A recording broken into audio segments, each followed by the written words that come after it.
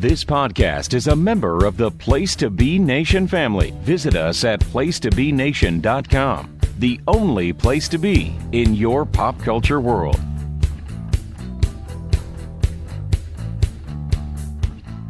Once upon a time, two men decided if they were making the cut.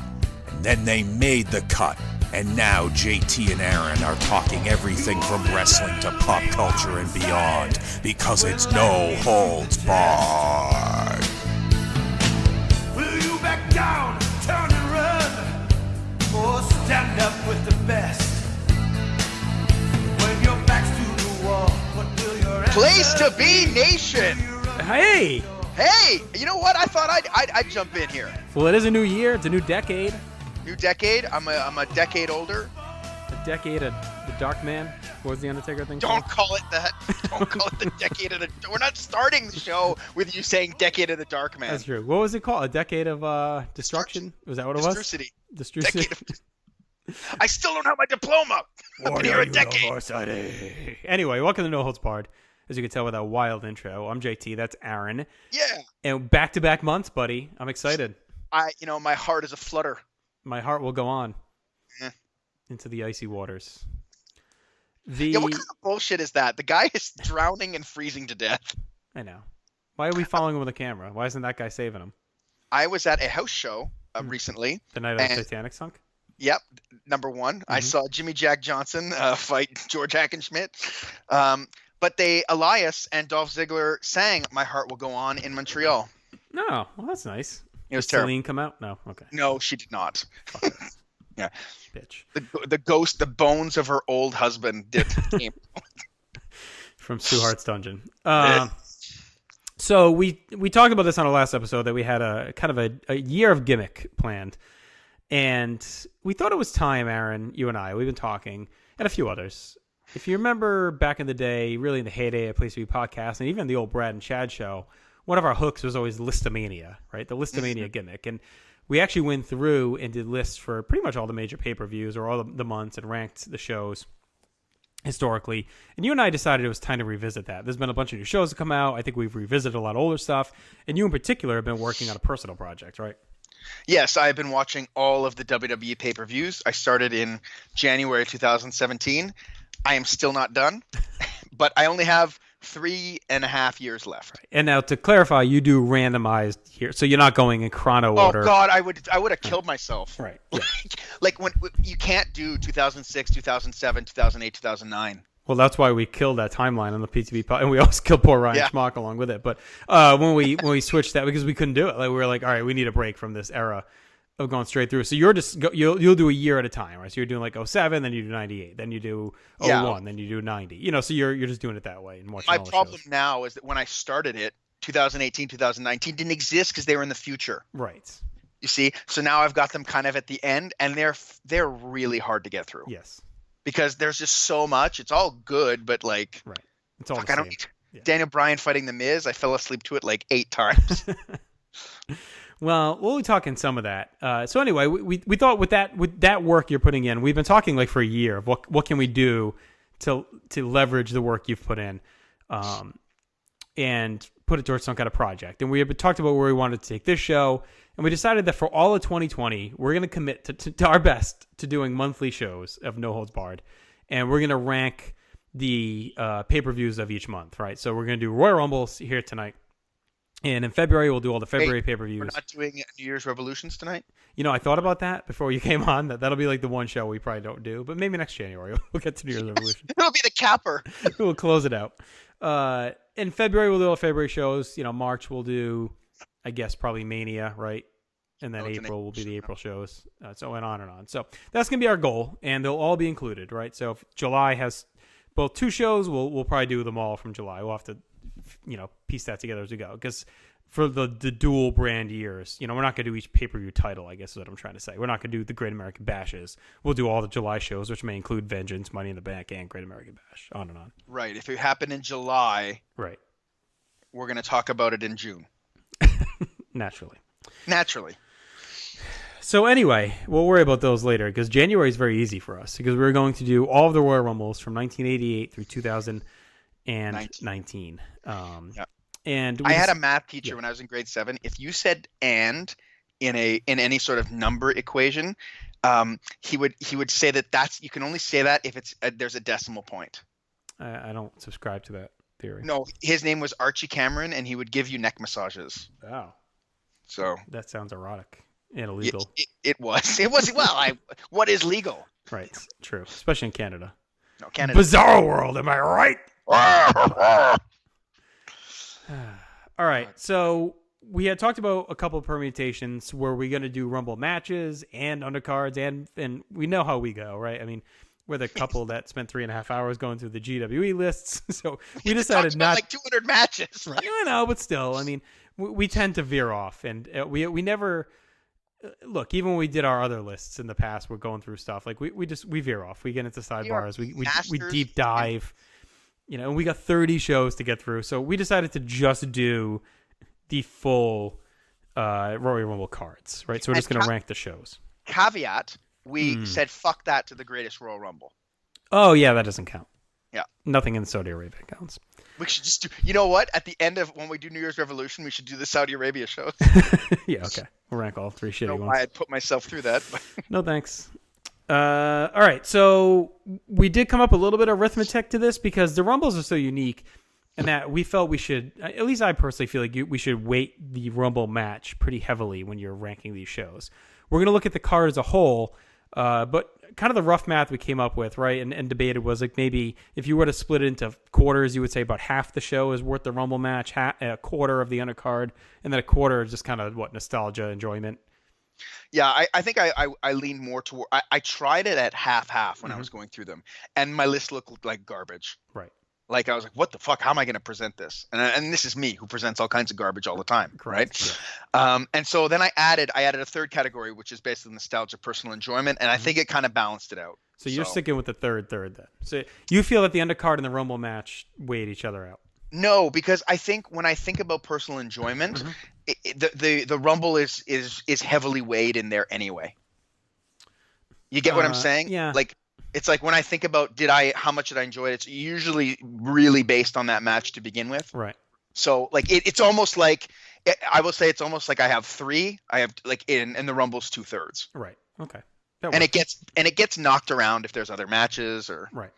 Because the undercards, I mean, in Rumble history, this has never been a huge focus. It just hasn't. And, there are years where you may get a hot match, a big match, that's a big focus. But very few years we have like a loaded undercard and then the Rumble with a heavy focus. Now, it picks up a bit when they actually start double dipping, right? Because in the early years, the undercard was so thin because they wanted other guys in the Rumble. And then by 94, 95, they started putting guys in both things.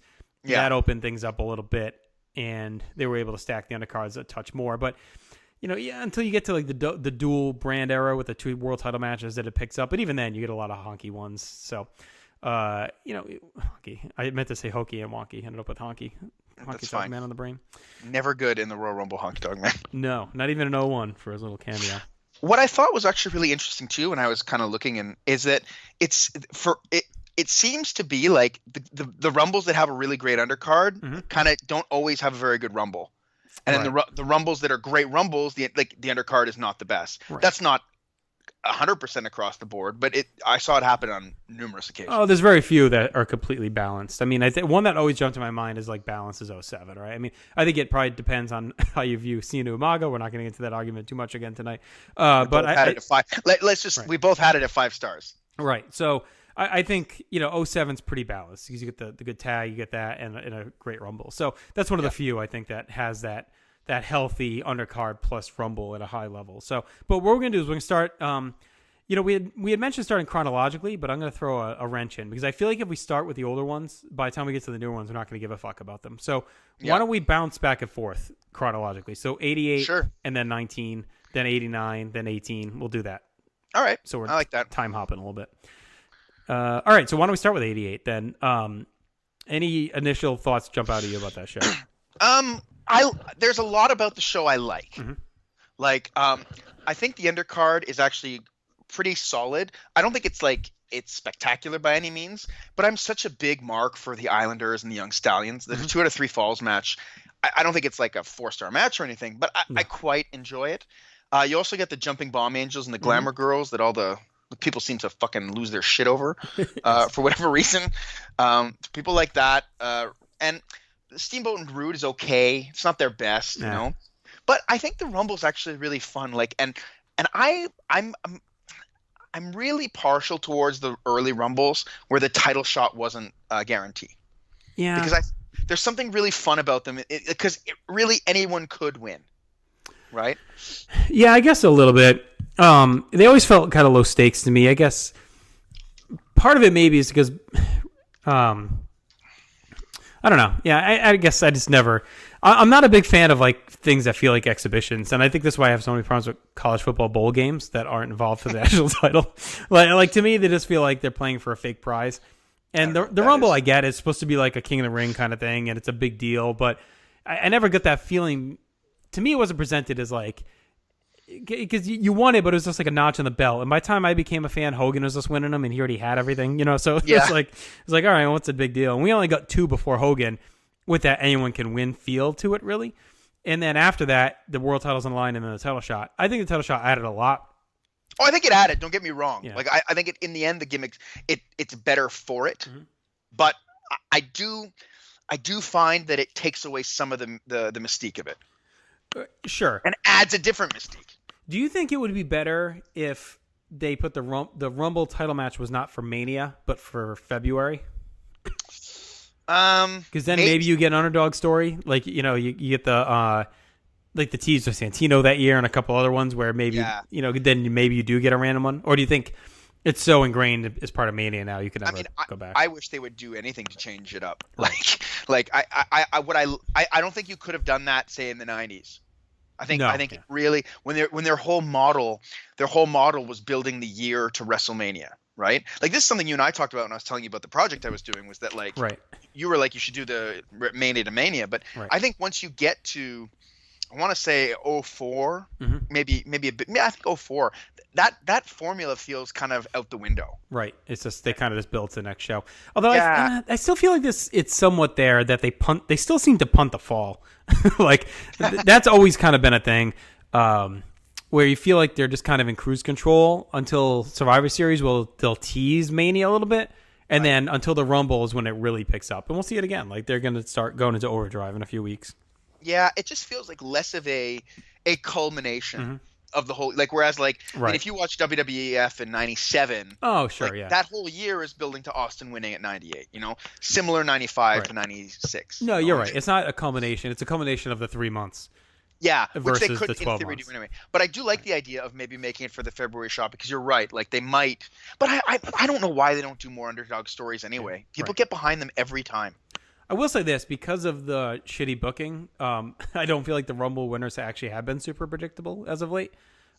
Because no one knows what the fuck they're doing until that moment, you know. So like, I do think we go into most years with like 5 or 6 potential guys because they could just change their mind at any moment.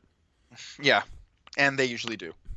All right, so 88. I mean, it's fine. Like, I think outside of Survivor Series, I feel like the first of these early pay-per-view, like the debut shows, are always a little just kind of what they are. Like WrestleMania 1, SummerSlam 88. Like, they're fine. They're not bad. They're not great. They're just kind of there.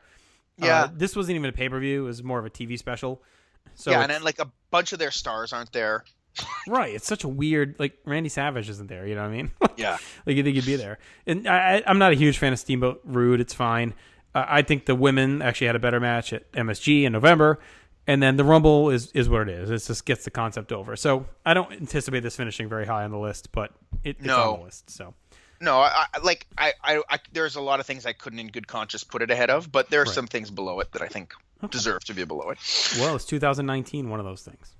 No, I don't think so. Okay. And this is a hard one because I find the Rumble very bland. Mm-hmm.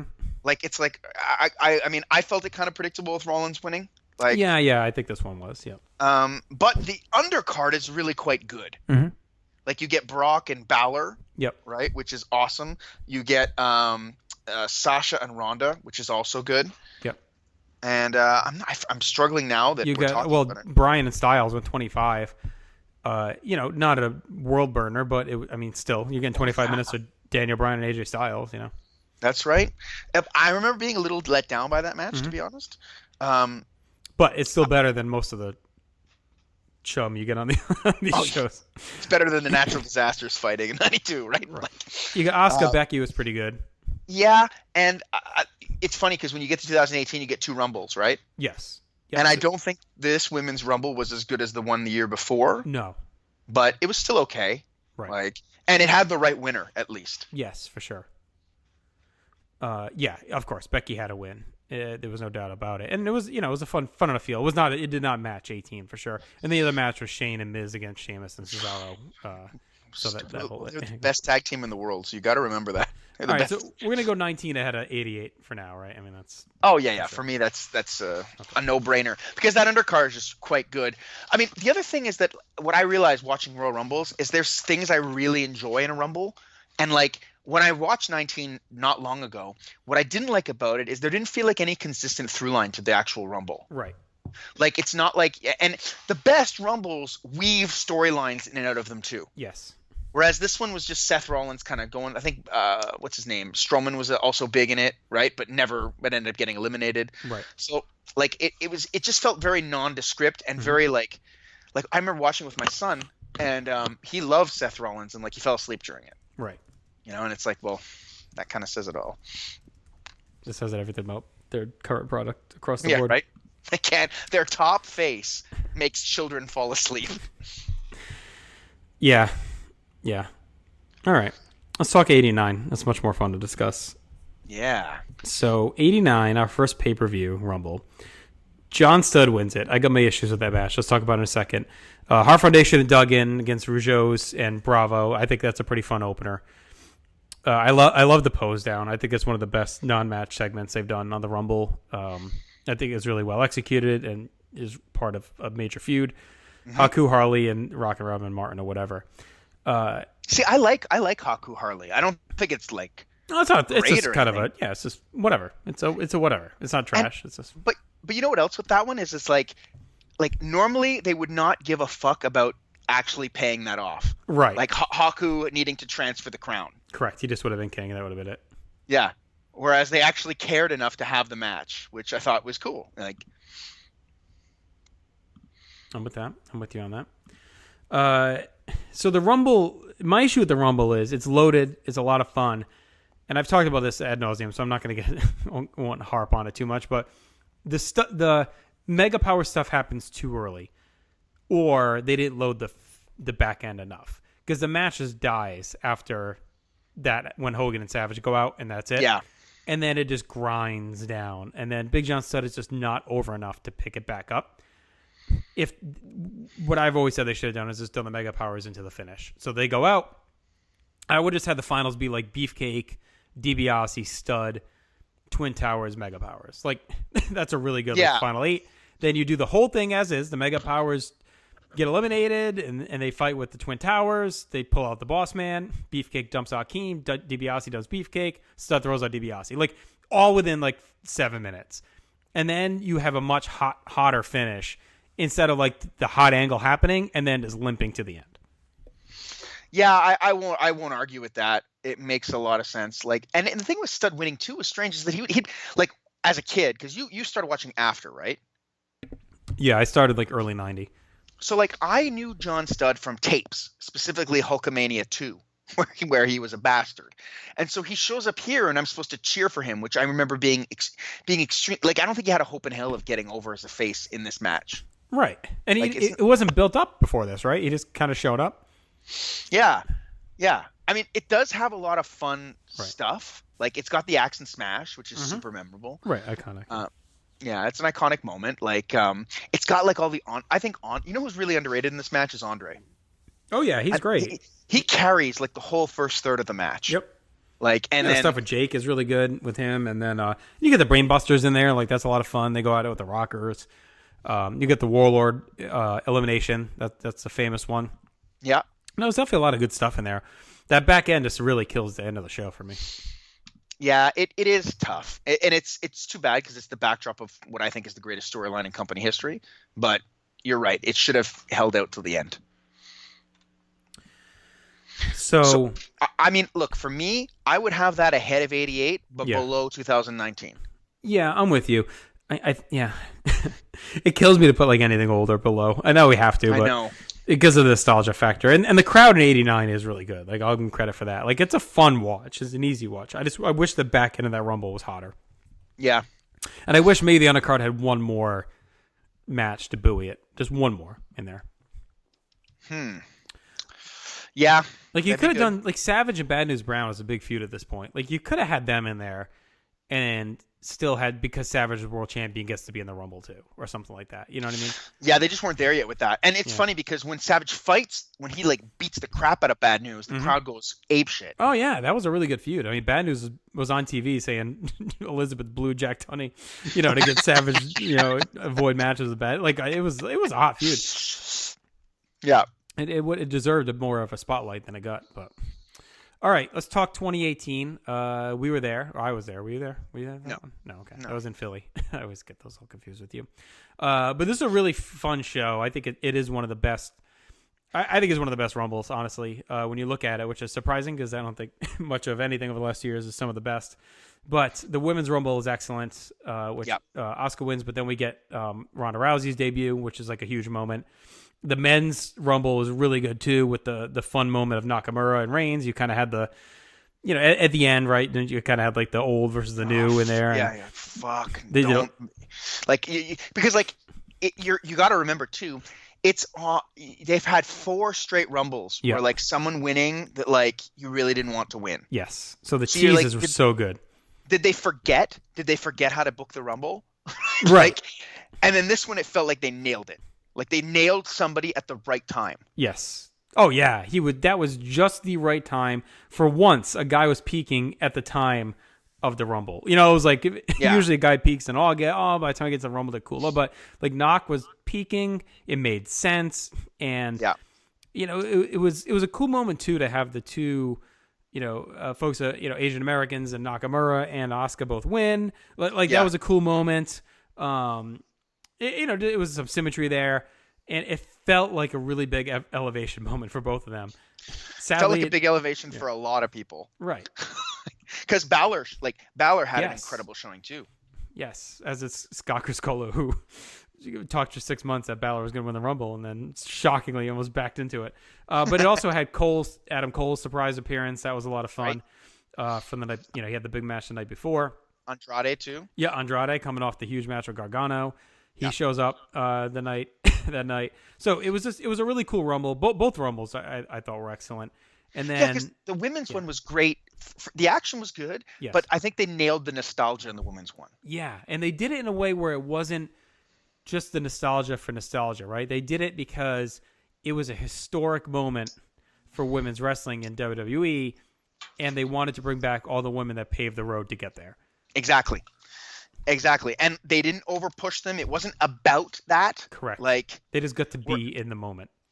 yeah. Whereas, like, I think in other instances, sometimes they veered too much into the nostalgia. Right. Like, I thought, like, some of the matches that say Evolution veered a bit too much into the nostalgia. Yeah. I thought even having like Trish. I mean, I like Trish and Charlotte, but like that was based way more on nostalgia than anything else. And it's too bad because it could have been like a much more interesting feud.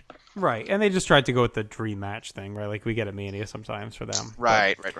Yeah, so we had Lita, you had Tori. Like I thought they picked a nice subset of women that did mean something to the division. Michelle McCool did well. Yeah, Vicky. Like I mean, she was Vicky was great. right, she was a standard bearer of that time. Even Kelly, like she did represent a moment in time. Mickey was an active wrestler, but obviously a big part of that. They put the Bellas in there, who were a big part of the women's division. Really, the only one that was possible was like AJ Lee. Could have been the only other one that maybe could have been in there that meant something a lot to the women's division that wasn't part of it. And then Sable was the only other one that you could have said. Sherry. They could have gotten Sherry. Well, she was dead, but yes. Well, I can reanimate her. They reanimate her. They're a hologram. Sure. Sherry hologram. Sure, hologram. Liz. Liz hologram. But yeah, I think of the ones that are living, I'd say Sable and probably AJ were the two big misses. If they had a Liz hologram, how quickly would they make the hologram do a Bronco Buster on somebody? On X-Pac. on X-Pac. And how mad would the Randy Savage hologram be at the prospect of seeing it? Oh, the kid is eating my wood. No, so it's yeah. So I thought I'm with you. I thought they did a great job mixing the nostalgia with the Kurt women, and it was Sasha's coming out party in many ways. Oh, she's so good. She's amazing in that match. Is just carrying the whole thing. She's in there for almost an hour, and just puts on a hell of a performance. Really, just carries the. She's the base, the backbone of the match. Everything cycles around her. Everything. She's moving everyone through it. It's like in the early 2000s, they had Jericho in a couple of them for like seemingly hours on end, but it felt like he was just there to like move it along and control it. Right. And that's how I felt about Sasha here. Mm-hmm. Absolutely. The one thing I will say about 18, I don't think there's anything bad on the card at all. I think everything's quite good. However, I think there's things that are disappointing on the card. Oh, for like sure. AJ against Sammy and Kevin Owens. Yeah. Felt like, I mean, it's good. It's veering on very good for me, but those guys, it should have been. I felt like it should have been way better. I feel like it's a symptom of Rumble undercards in the modern era that a match that should really pop doesn't, and I don't know if it's a time constraint. It always feels like they're rushing through the undercard matches at the Rumble. Like you very rarely get that match that, like outside of a Cactus Triple, there's some, but a lot of them end up being like, oh, this is a 15-minute match. It could have been a great 21-minute match. Stuff like that. Right. Yeah, I could see that.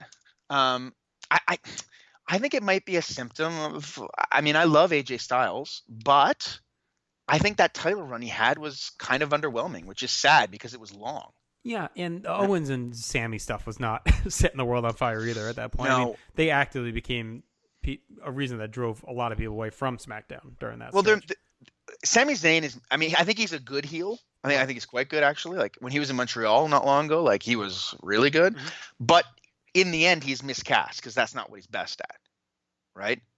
Like I think we may be learning that with Owens too. Honestly, yeah, he's really good as a face too. Well, he always wrestled like a face, right? Like, yeah. So that's actually what struck me not long ago when I was at the house show, is that like they have so many guys that feel like stars, but feel like they're in the wrong role, right? And like I always thought AJ worked better. I like him as a face, but I always thought he worked better as a heel. Yeah, no, I agree. Like, because there's a viciousness to his heel work that doesn't exist. It's the hair. Yeah, soccer mom hair. But Usos and Gable and Benjamin was a bit of a letdown, and then the Cesaro Sheamus stuff, wasn't that where Jason Jordan just like sat on the fucking steps or whatever the hell was going on? So I mean that ended up being disappointing, and then Brock, Kane, and Strowman is kind of it was all right, but it's like whatever. It's just it's all right. Nothing's bad, right. But that's like so. In the end, it ends up being a really highly ranked show. Yes. I think, and it's our best so far. Oh yeah. Okay. Yeah. And I would say easily. Okay, well, let's head back then to 1990 because this is a fun one. The Rumble match is an all-timer. We've talked about it before. Yeah. Loaded field with stars. Everyone even though like there's some low mid-card, isn't like everyone feels like a name and a star. And what I love about the show so much is the color around it. This color is so good. Like everything's so vibrant and bright, and everything's so defined. And it's just like it speaks to that era. It is like the highlight match of this era when you think of the stars of that post WrestleMania 3 pre kind of steroid decline era, right? So say between WrestleMania 3 and WrestleMania 8, however you want to define it, the second Hogan stretch. To me, this is like the defining roster, right? You get Perfect, you got DiBiase, you got Jake, you got the Hart Foundation, you got Andre. You got the Twin Towers, you got Earthquake, you got Savage, you got all of these stars, Warrior, Jimmy Snuka, like Dusty, everybody, every the Rockers, everyone you think of is in there. When you think of that era, Beefcake is out there, Duggan, just all those guys from that time period that you picture Demolition. When you picture the 1990 era, like they're all in this match, and they're all over. Mm-hmm.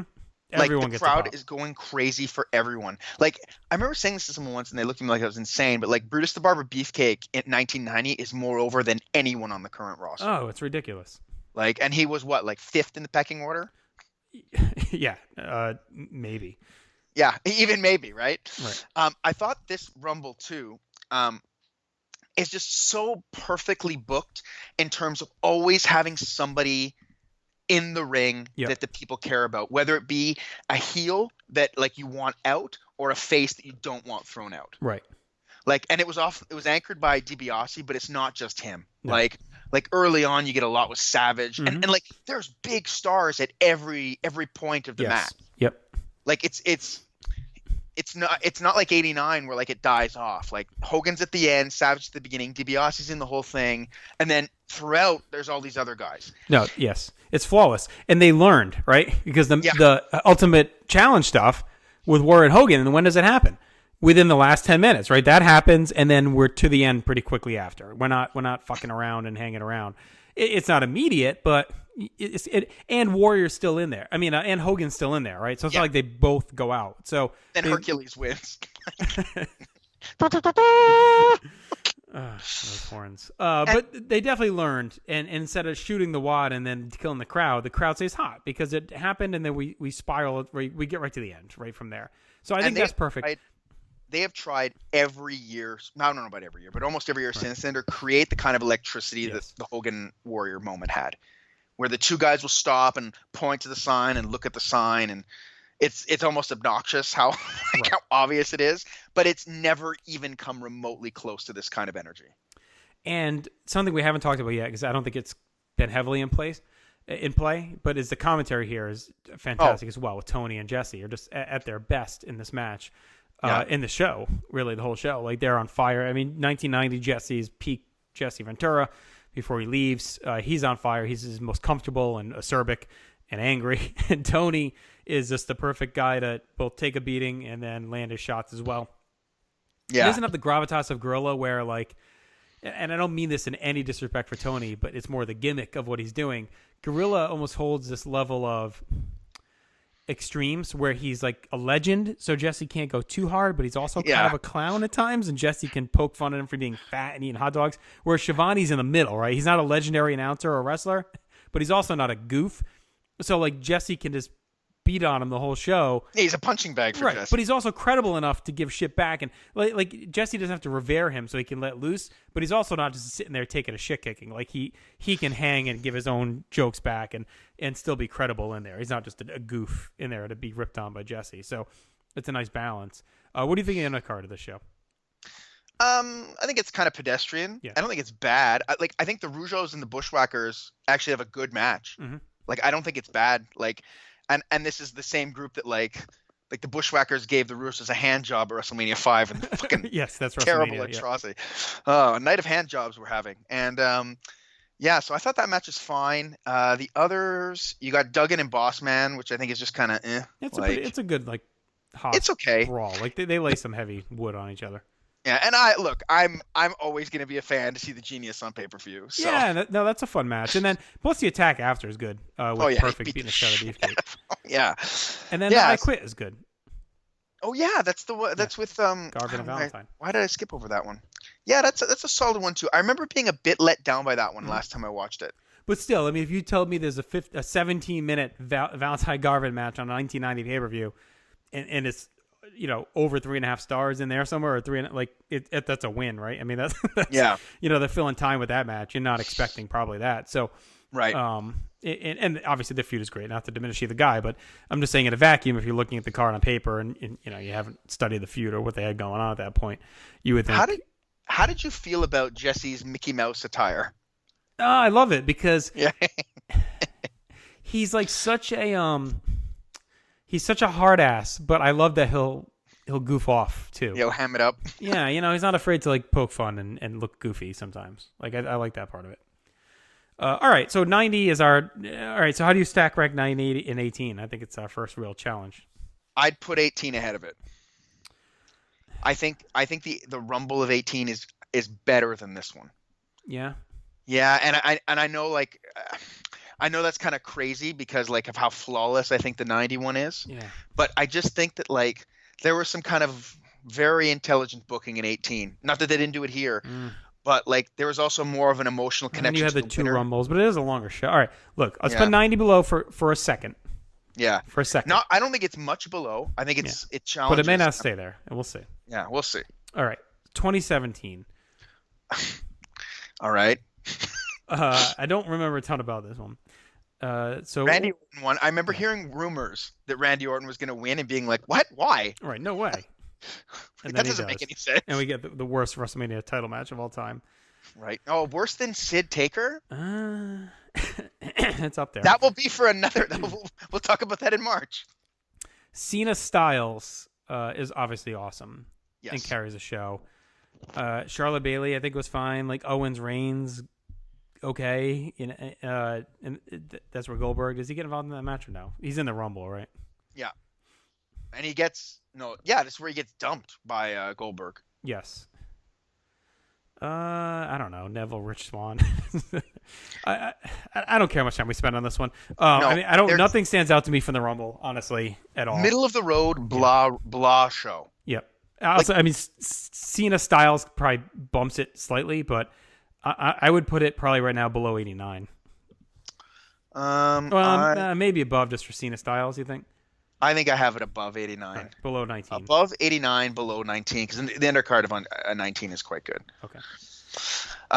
It to me, not to linger on this too long, but this show is like the epitome of what wrestling is today. Like you'll get these shows where like Yes. there's nothing bad on the show, but like you're struggling to remember good matches that meant nothing, that like led to nothing, and were just pedestrian.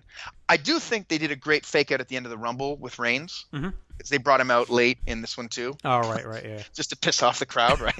Maybe, what if their whole plan to have him win that one Rumble was so they could do this every year and make you think that they're going to do it again? If only I had faith that they would plan ahead to this level. All right, listen, I'm going from soft to hard here because we're going to talk 1991. 91 is a underrated year in WWF pay-per-view as far as crowd react. The crowd is so hot for every pay-per-view in 91, and they are on fire. First pay-per-view I saw live on pay-per-view, so exciting. Awesome opener with the Rockers and Express. And this is where, like, we talk about drafts and stuff all the time, right? We do a lot of drafts at PTB and fantasy drafts and stuff. And you kind of make your hay with the later round picks. Yeah, right? Like, anyone can have the best match, right? But where you get your value, so drafting, drafting a something you could get the 8th round and the 3rd round isn't great value, right? You might have gotten a good player, but you could have taken him 5 rounds later and taken something else higher. So when a Rumble can get a great match out of not its top match and out of guys that shouldn't have been delivering that match, that helps buoy these shows to me. So what I'm trying to say in a long-winded, convoluted way is Rockers Iron Express probably shouldn't have been as great as it was, but on this night it was, and it adds so much to the show because you're getting a high-quality match out of this place on the card. Just like 90 with Valentine and Garvin, to a lesser extent, you're getting a lot of quality out of a match you wouldn't have expected on the show. Right. And it's stupid because, like, in retrospect, of course, it makes sense the Rockers would have a great match. Yeah, but they hadn't. I mean, on pay-per-view, they hadn't delivered that yet. No. At least not that often. That's what I'm saying in retrospect. It wasn't a right? lock. Like, yeah. Yeah, like that at the time, for sure. What do you think of the Rumble itself? Because I feel that, like, they took a step back from 90, like a substantial step back. Yeah, well, I think part of it is there's a couple of things. The roster's not as deep on its surface, and there's no major angle, and I think that's what hurts it. Like, most of the great Rumbles have a major angle going on in it.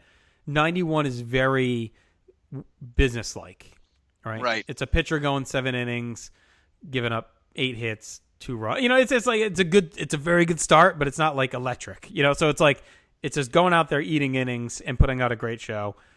Did it get the job done? Did it win? Yes. It was enjoyable. Yeah. Yeah. Is it a little bland to watch at times? Yes.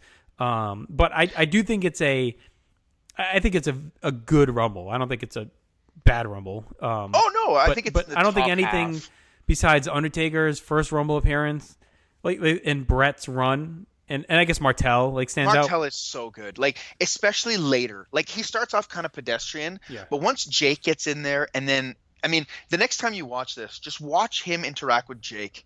He's so fucking good. Mm-hmm. He's sneaking around. He's doing everything he can to not get in contact with him. He's literally crawling through guys' legs to get away from him. Like, I think it's a really – it seems crazy to say it's underrated because he was the Iron Man, but, like, he was so much fun in that match. And I thought I mean, I thought if you were going to give it to anyone else, like because it wasn't worth the title shot at the time, I think Martel could have won it.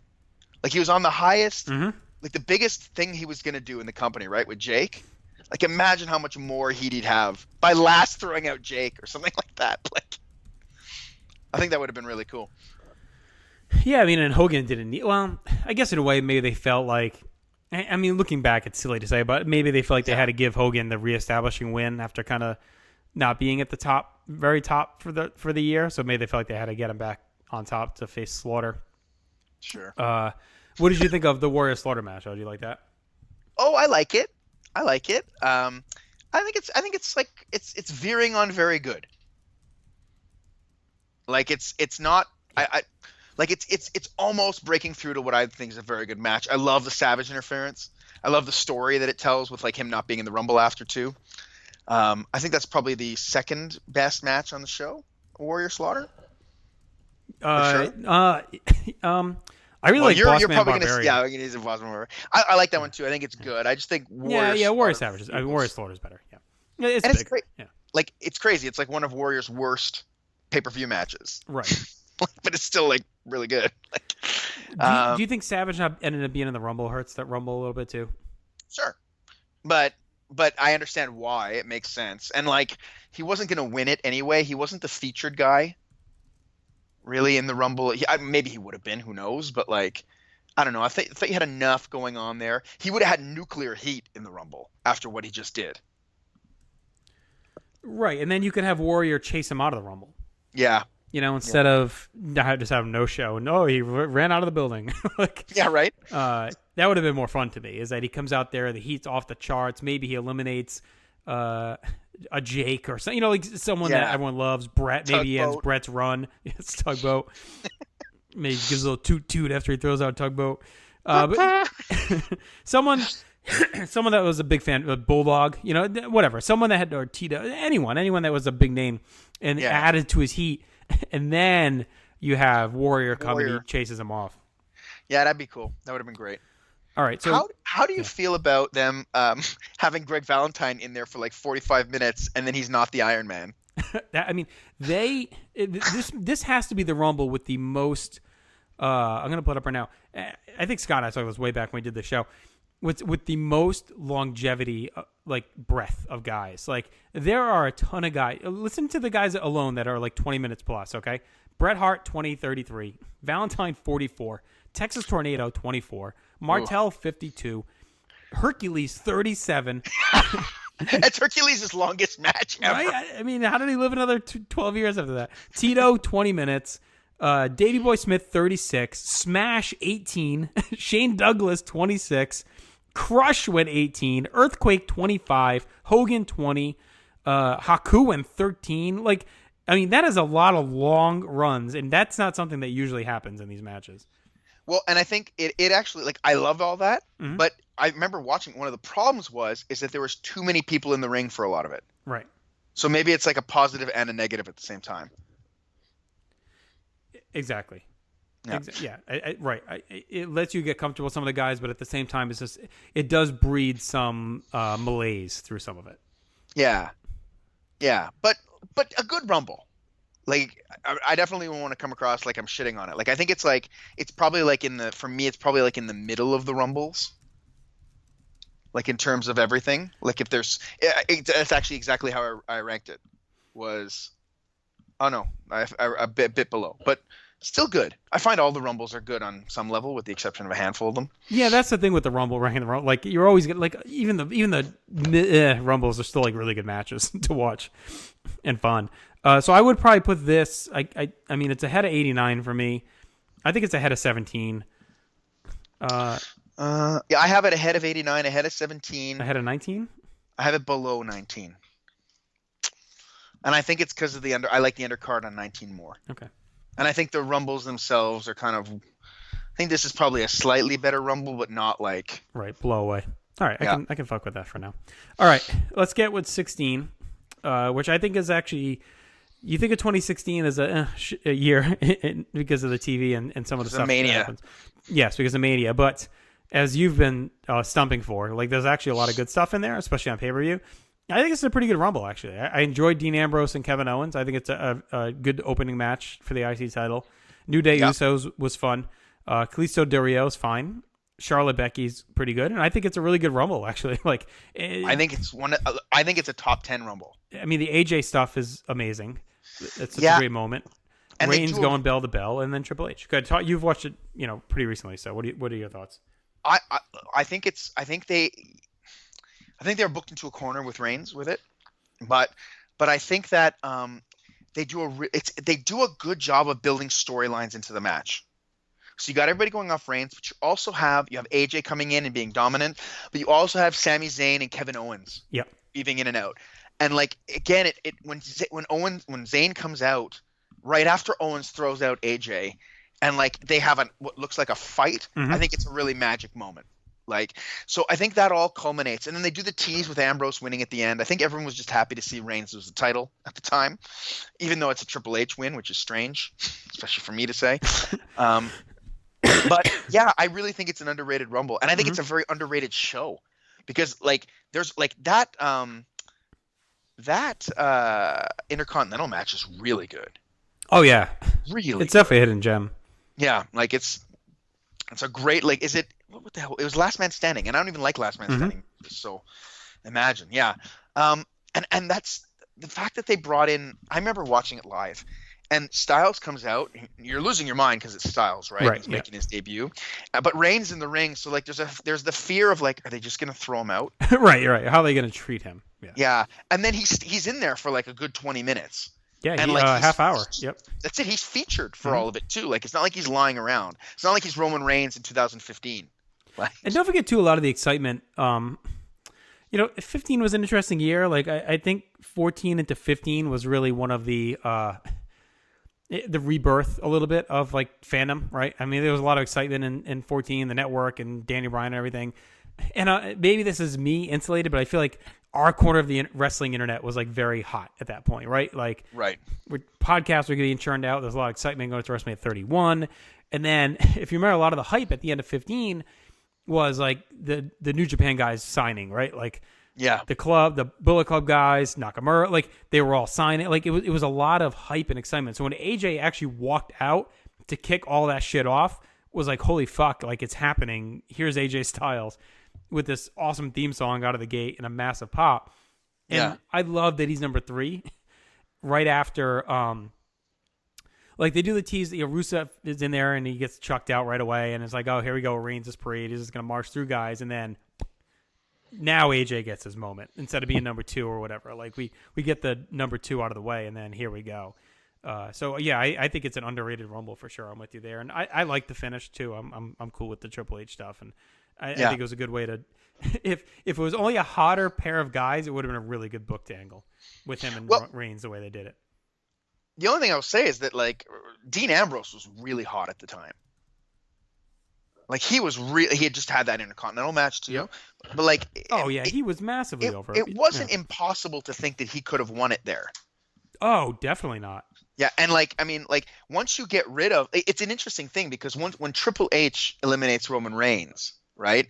Everybody's cheering, but everyone would have cheered even louder had Ambrose eliminated Triple H. So it's a really interesting face reaction to heel reaction. I mean, it's all because of Reigns, but obviously. Yeah, but right, really. So where do really you have underrated. 16 then? Let's go down from the top. Below 18. Below 18. 90. Above 90, I think. Look, I've given it a couple times. I'm putting this one below 90, above 19. I can't. I mean, 90's. All right, I'm okay with it. 90's a little rarefied air. I don't think the undercard of 16 is that great, and I think the 90 Rumble I'd probably have a little bit better. Yes, I would have the 90 Rumble quite a bit higher. Yeah. I think the undercard is better in 16. Not significantly, though. Yeah, I think so. I take it as a whole. I think so, but I'm not fighting you. You can put it at 2. All right. So far. All right. So 92 is next. Yeah. 92. This is a perfect example of what I was talking about earlier. It's such an interesting show to talk about. All time. I mean, if we're ranking just Rumbles, that's number 1, right? I mean, it was in our top 10 on the GWWE match list. Yeah. And I like it because it reminds me of another 92 pay-per-view that you caught a lot of shit about, and that was SummerSlam 92. Right. When you did your mathematical scientific rankings of SummerSlams, you had SummerSlam 92 as the worst SummerSlam. Yeah. Because you went straight by match grade and averaged out the match grade, and that was the worst overall. No, it was like I ranked all the matches from the year. Oh, that's what it was, yeah. And like match number, let's say there were 200 matches, there weren't. Match number 1 got 200 points. Match number 200 got 1 point. So I had the least amount of total points, basically. Yes. Because I was a shit card other than the 2 big matches. Yeah. And it reminds me of this, right? Because this has the greatest Royal Rumble of all time, but likely one of the worst undercards of all time to go with it. With the New Foundation Express is cromulent at best. Piper Mountie is an all-time moment, not much of a match.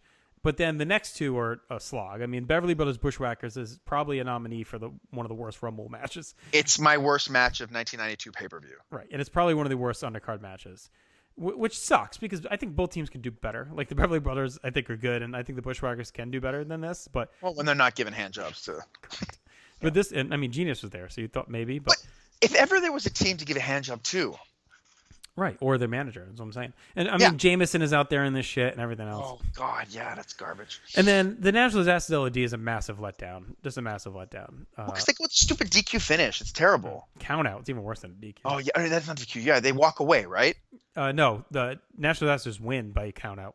It's even worse. Gosh, I can't even remember what happened in these The matches. walkout is WrestleMania. Money Inc. walks out. Yes, okay. Wow, what a tear. What a tear. It's bad almost tag like year.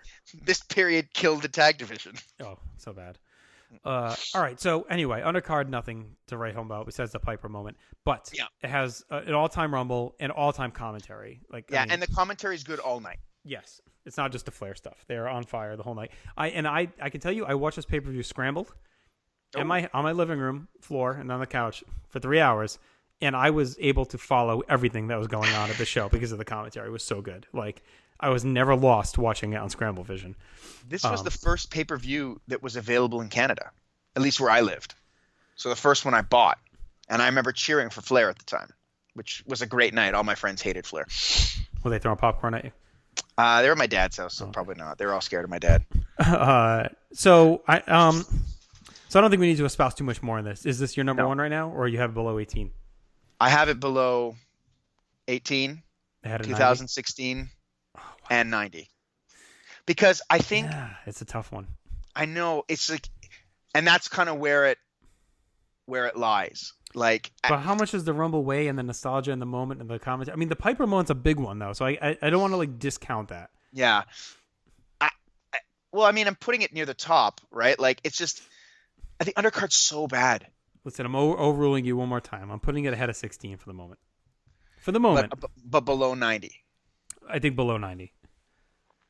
I think 90 just brings a little bit. Well, yeah, because I don't think the 90 Rumble is that behind 92, and the commentary isn't that behind, and the undercard is a little ahead. Yeah, they're almost tied in my mind, honestly. Nah, see, 92 is substantially better, I think.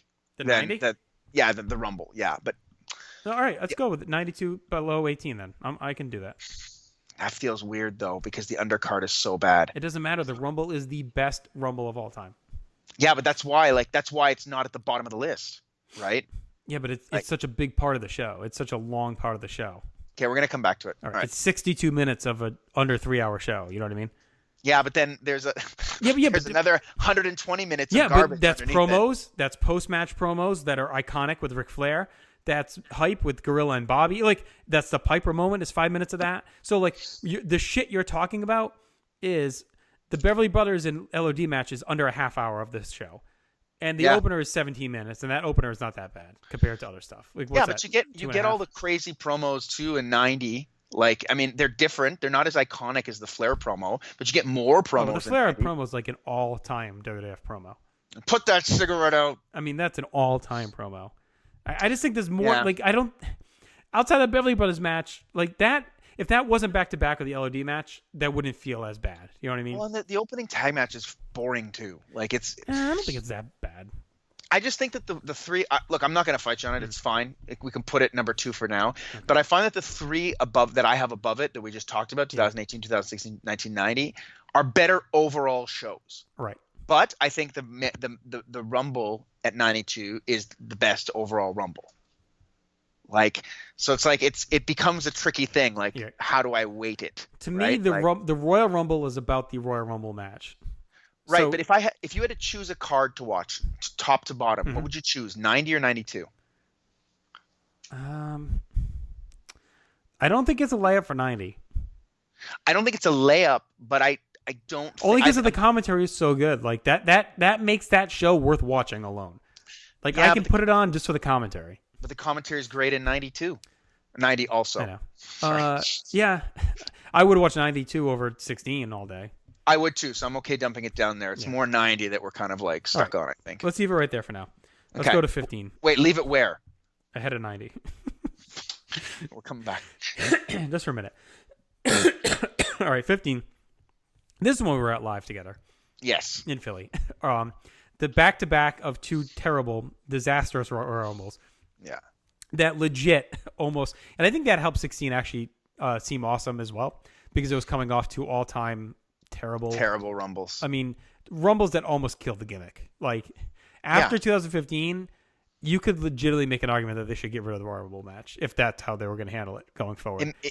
They should have known that in the final moments of 2014. Yes. Like how you don't like call an audible and put number 31 up there and throw Bryan in it. Right. Have him win and then Reigns can beat him at the next pay-per-view or something. It was we've talked about it, right? I mean, don't have Bryan in the match. Like there's so many stupid missteps they did in that Rumble match. No one wanted to see Reigns win. You got The Rock out there with the eyebrow like shit on it. But that said, the triple threat is great. But we talked about that on our last show. It's great, but it's not an all-timer, right? It's next tier probably. I mean, I think it's up there. I mean, it's probably one of the greatest Rumble undercard matches of all time. Yeah. The rest of the undercard, though, not so much. The Rumble really clouds it. That's the problem. Like, I think it's the worst Rumble. But the problem is, I think this is going to rank low because to me, it's a one-match show, and the one match isn't the Rumble. Like, I can get with it if the one great match is the Rumble, that's fine.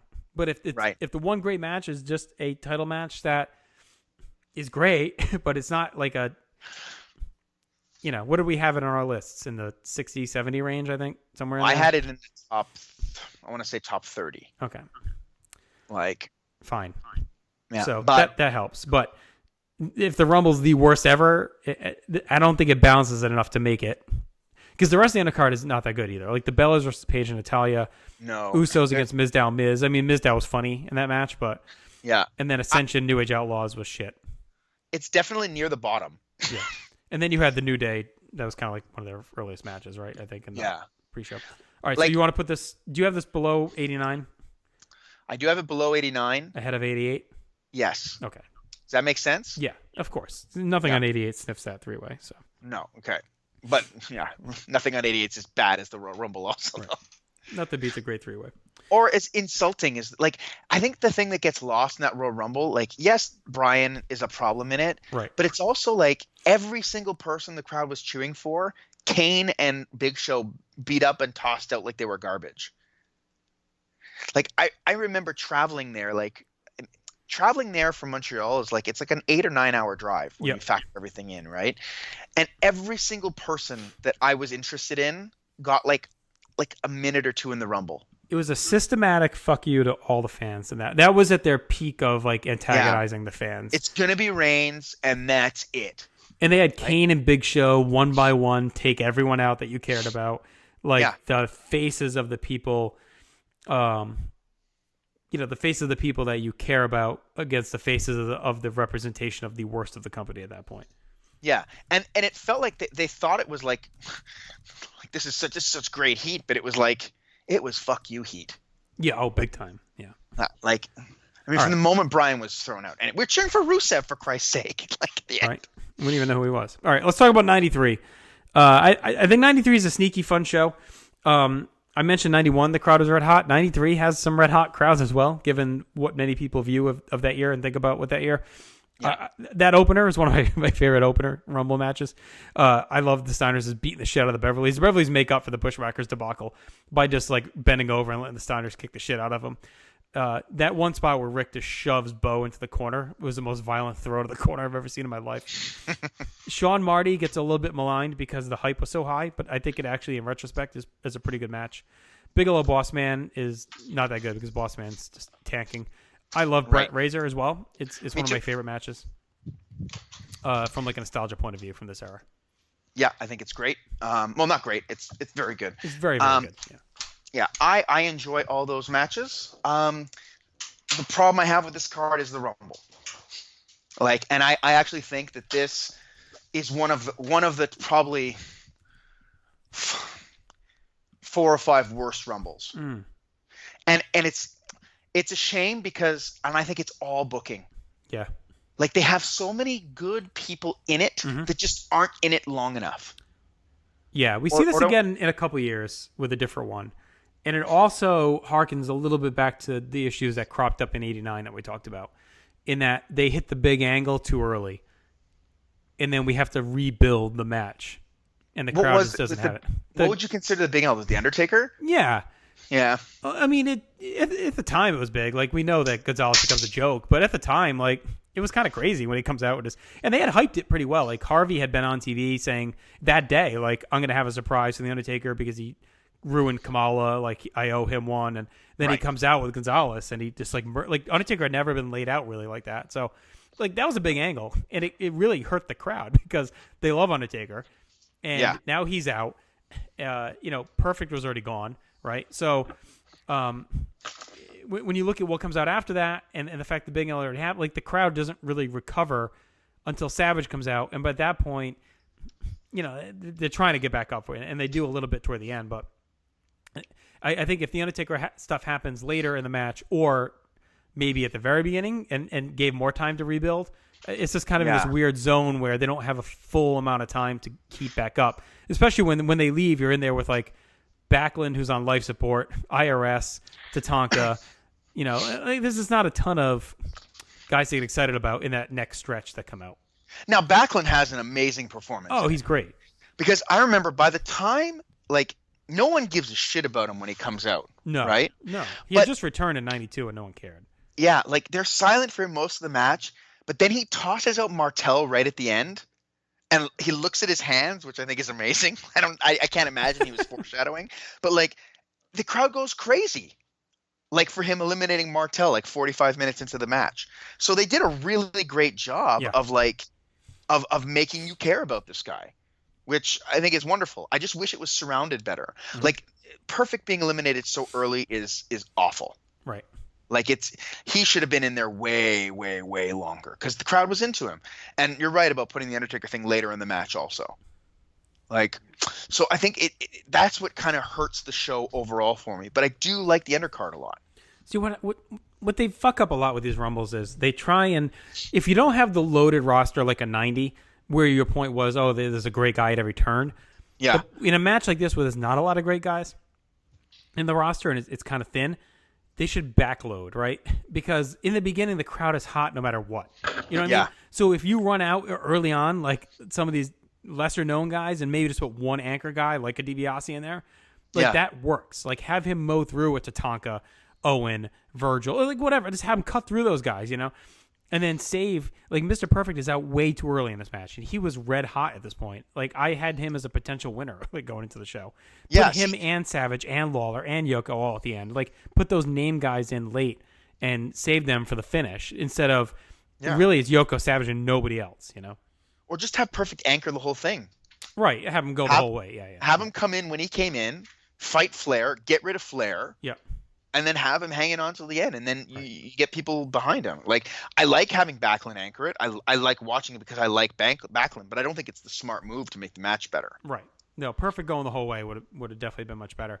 And look, Yoko had a win because of where they were headed, but Savage winning changes the whole tenor of that match.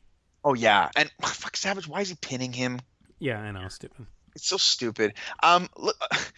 A couple of thoughts I had about when I was watching it. It's like, if you're Terry Taylor, right, who's in this match for no reason, why on earth are you still wearing red if you don't want people to chant Rooster? I know, right? Here's your chance. Yeah, wear black trunks. And I love how this is the one where Monsoon calls Carlos Colon a youngster. Yes. And I love this too because I was just laughing at this actually. On the Pro Wrestling History site I'm looking at for the results, they list him as Red Rooster in the match. Why would he wear red? The commentary here is very good as well, even though Bobby feels a little bit like he's trying too hard at times with Flair at this point. But Flair also goes out pretty early, so yeah. Like I felt like he was really trying to but I think he was given nothing to work with. Like when you look at this match, there's once you get past the guys we just talked about, and most of them aren't in the match that long. Right. There's no one's gonna care. No. Like Heenan's trying, but there's nobody in the match that's over. Plus you have the narcissist stuff, which runs a little long. I mean, Bobby's really funny in it, but it runs a little long. So, all right. So whose kids are Carlito and Primo? Carlos, aren't they? Because they are so they do not look like his sons at all. Let me see how old this fucking guy was in this match, because I know we always joke about him. Maybe he really wasn't that old. You know what I mean? I'm sure he's in his 40s. I remember looking it up at some point. Well, he was born in he was born in 48. Yeah, he would have been like 45. He's not maybe a youngster compared to Gorilla Monsoon. Right. Let's be reasonable here. All right. So where do you want to put this one? Look, I have it ahead of 89. Yeah, I think it's a rich man's 89. And below 2017. Yeah, I'm all right with that. It's a better version of 89, right? Yeah. A flawed Rumble, a little bit better on the card. So it's similar. It's got similar issues, but it's a step above it. I think the undercard's way better than substantially better, but I think 89's a better Rumble. Yeah, probably. All right, 14. Here's one I was at as well. It starts the two Rumble bookend of garbage. This one at least has the great Daniel Bryan Bray Wyatt undercard match, but it also has the awful shit show Randy Orton John Cena debacle. Oh yeah, that is just a disaster. Where the crowd completely turns. I think it was 20 minutes. They're pretty much like playing into the crowd turning. Pretty much telling the crowd to fuck themselves during the match. No one wanted to see it. Well, that's what the audience was being told throughout the... Right. And this is definitely one where, I remember being in that crowd when Daniel Bryan loses to Bray Wyatt and like Claire standing up and looking around, like everyone would be like, oh, he's going to win the Rumble. Like it seemed so obvious when he lost that opening match that they were just setting it up for him to come out and win the Rumble and bookend the show, like a Bret Hart at 20 kind of thing. Right. At 10. And when he doesn't, with every passing number, and poor Rey Mysterio, the sacrificial lamb at 30, comes out, just felt awful. And even poor Batista, because he's so great. He's so amazing. And he ends up being so good in that run. Just wrong place, wrong time for him, Yeah, he's just not good yet. Right. And just no one wanted him in that moment because of Bryan. So, again, the Rumble, and the funny part is everyone's cheering for Reigns at the end, right? But that's kind of been like hijacked as like, well, everyone wanted Reigns. Right. No. They wanted not Batista, yes. Yeah, that's what that was. But Reigns was really good in the match, too. Yep. He sets the record for eliminations. Yeah, and he does. In his other matches where he's in the Rumble for a long time, I find he's very lazy. Yeah. Whereas in this one, he's active, he's interesting. 30 minutes, you get 33 minutes. Him and Ambrose both won 33. Yeah. I don't understand how they didn't put Bryan in at 31. I thought that would have been a cool story. Yeah. How did he get in there? Who put the 31 up? And then you can have Reigns beat him at the next show, or Batista beat him at the next show if you want, or No, they should just had him be in it and win. Coming off the Bray loss, it makes all the sense in the world. Yeah. If you're rebooking all of that, you have, I don't want to get derailed, but Bryan wins the Rumble, and then you have Bray go over Cena at Mania, right? Is that the year they fought? Yeah, Bray needed to go. That killed Bray. But then he already beat Bryan at the Rumble the night he won the Rumble, and then he beat Cena, and then you have Bryan Bray as your fucking feud coming out of Mania. It was in their laps. No, pal. You know what? I need Batista and Randy Orton. Oh, but you could still do Batista Orton. It's not for the fucking title in Mania. Yeah, but it's funny because that match needs the title to be interesting. But you could have done. I know they weren't planning to turn Batista heel, but him getting frustrated and not winning the Rumble and blah blah blah. Anyway. Yeah, Kevin Nash looks terrible in this Rumble too. By the way. Oh yeah. The crowd chants, "You still got it" at him, but he doesn't have it. And of course, Punk is a mess in this whole match and everything else. Yeah, and it's such a shame because he's in it for the whole thing. 50 minutes. Yep. Yeah, is he number one? Yes. Yeah, he goes is number 49-11, and the match is 55 minutes. So. And then Yeah, Rollins is 2, and he goes 48. So, I mean, the Shield got a huge push in this match. Yeah, well, that makes sense. So there's only 3 matches on the undercard. The Outlaws, Cody, and Goldust is on the undercard on the pre-show. So there's only 3 undercard matches. The other one is Brock and Big Show, which is nothing. I mean, Brock just hits him with the chair 100 times. Beating the shit out of him, yeah. And I remember like almost being in tears because not because the guy who spilled the beer on Andy, but the guy who was in a row ahead of us had fully painted his whole face as Goldust. And then Goldust loses in 6 minutes on the pre-show to the New Age Outlaws. Like, I felt so bad for the guy. But I think this is actually worse than 15. I agree. Because the undercard match isn't there. No, I agree. Well, I do like Bray Bryan, but it's worse than... It's worse than the Triple Threat. Yeah. I'd have it below 15, but above 88. Yeah, I think so. Easy enough.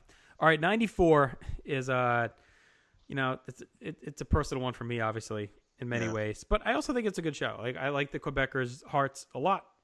And I like the Rumble a lot. Taker Yoko is, obviously very memorable for multiple reasons. Oh, it is memorable. I think Razor IRS actually is one of IRS's better matches in the WWF as well. Again, you're not saying. And Tatanka Bigelow is fine. Yeah, I like Tatanka Bigelow. I think that's I don't like IRS at all. I just think he's really boring. But that match isn't bad, and you get the fake out with Shawn and everything. But I do think this is an underrated Rumble match, though. Oh, I think it's great. Like, I think it's what did I have it in terms of ranking the Rumbles? I had it 10th, like the 10th best Rumble. I think everyone just remembers the tie and, No, but it's got so much like who gets overlooked in the whole sequence is how good a match Shawn Michaels has. Oh, he's amazing, and it's actually his sneaky first breakout. Yeah, as a singles guy. Like, yeah, he's in it almost 30 minutes. Yep.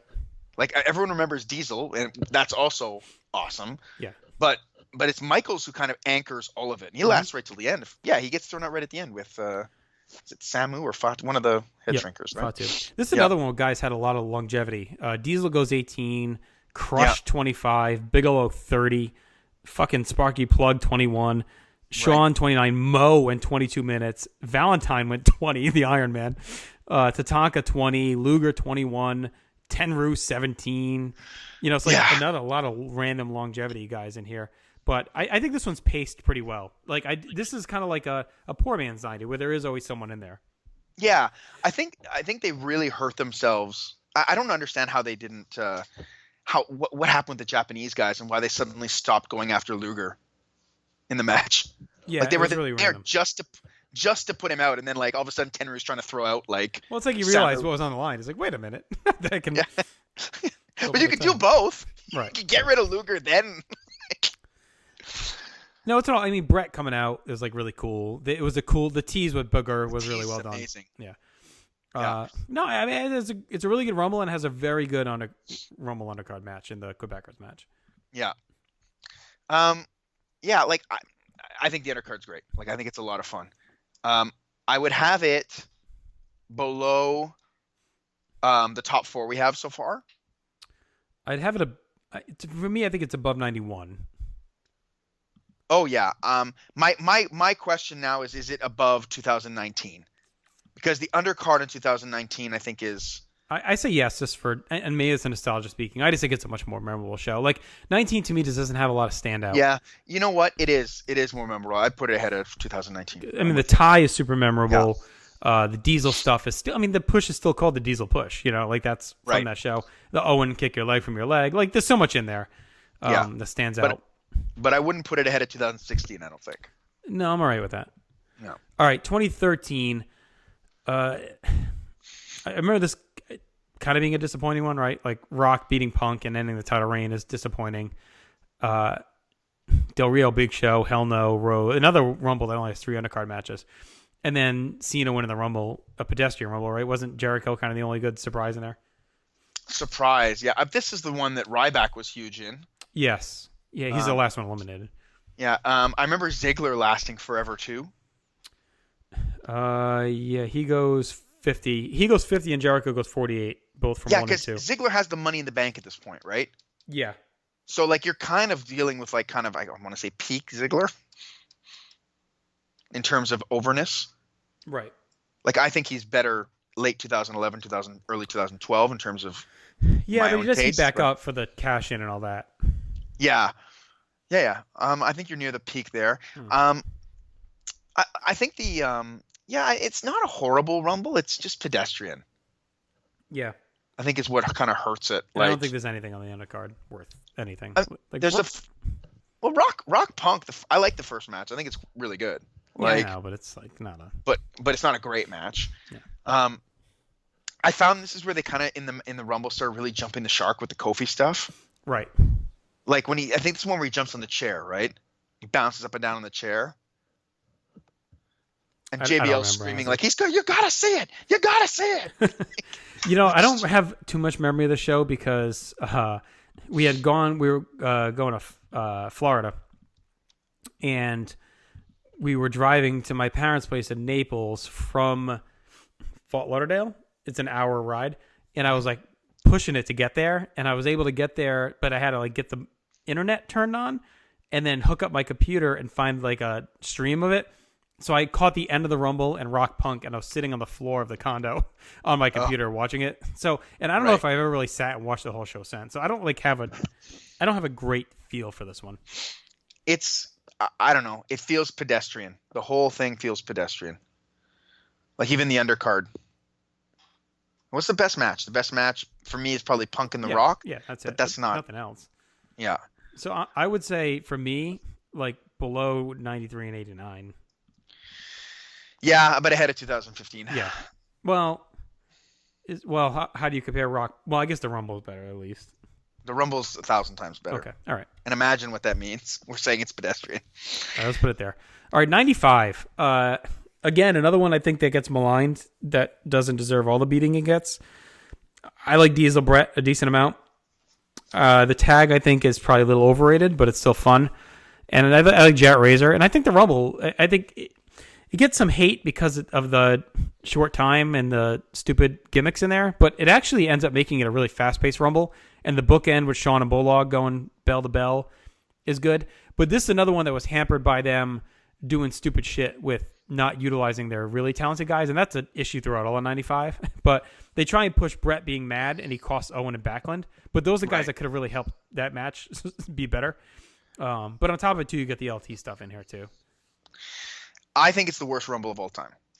Oh, wow. Okay. I think it's terrible, and it's not. I think it's booking in terms of getting people out of the match too early, like Owen and Backlund.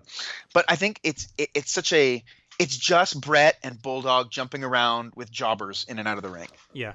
Like well done's in it. Like there's nobody. But at least it does move. Like I'm glad it doesn't overstay its welcome in any way. It does, but it's not. To me, it's not interesting in any way. Right.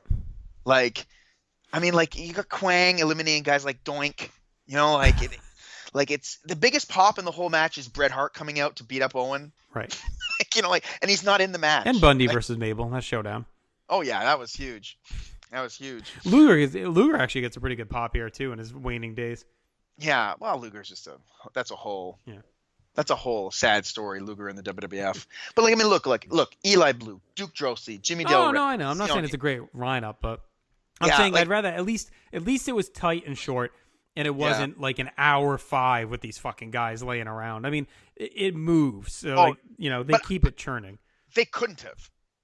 Right. they couldn't. And actually, I never really think. I don't know if we ever talked about it this way. Like, did they do it because of the roster? Is that why they did the hour? They had to. Right. They looked at this roster and said, we can't go that long with these guys. Yeah, and like I want to say, like, part of me wants to be generous and say like they made the best of what they have, but they didn't. No, because they could have put Razor in still. They could have put Undertaker in. I mean, they could have put these guys in the match. They had started that in 94 or so. Owen, Backlund, these are all guys that are over. Your over guys are not in the match. Right. Well, Backlund, no one where they just get thrown out right away. But yeah, but he was over. Like you could. Oh like, yeah. It's better to have Backlund in there than oh Jesus Christ, Dick Murdoch. Right. Well, they were in the match. They get eliminated in 2 seconds because of the storyline. Right. But they just didn't use them right. Yeah. So, all right. Well, who is the least? Okay, so we have a lot of guys that would like vie for like who the least interesting person in the Royal Rumble is. Who do you think the least interested person in the Royal Rumble was? Pamela Anderson. Oh yeah, didn't give a fuck at all. Yeah, I could not care less. LT loved it though. Oh, LT, man. All right, so let's start near the bottom then. Where do you have this with the 14-15? Well, I mean, now that we're talking things out, the system I made is not good. Right. Like, I don't think it's dead last. No. Which is what my system made it out to be. So fuck that. We're just gonna kind of go with. I would probably have it underneath 2013, but ahead of. We don't have 1988 last, do we? Right now we do. I'd put 1988. How do we do that? I don't think I'd put 1988 ahead of 2015 or 14. How about ahead of 14? That triple threat. I feel like I mean that's still really good, and like nothing on 88 comes close. And I just don't care for the Rumble match in 88. I don't think it's anything. Like I think it's kind of boring, honestly. Yeah, but like you got to apply the same standards to your arguments. Yeah. So it's like if we push 92 ahead of 90 or 2016, which I think are better cards because of the Rumble, then we have to if we think these are two of the worst Rumbles, we need to push it down. Yeah. Right? Like, I guess it's just that you're talking about a top 30 WWE match. I know. And I just don't think 88 offers anything. Right, but it's like it's over an hour of a less than 3 hour pay-per-view, which is one of the worst things they've ever done. No, you're right. All right, I don't care that much. All right, so let's put 88. All right, so where do you want to put 95? Below 13, above 88? I think so. Okay. I think so. Yeah, I wouldn't put it below 88. That's for sure. There's more to it, much more to it than 88. Yeah. All right, 2012, I believe, is a sneaky fun Rumble match. It's the Comedy Rumble. Yes, it is. And I really like. Is this the Jericho where everyone wanted it to be quiet one? Yeah. Okay. No, that was a fun one because there were actually a few potential winners in this one, right? That Sheamus ends up winning.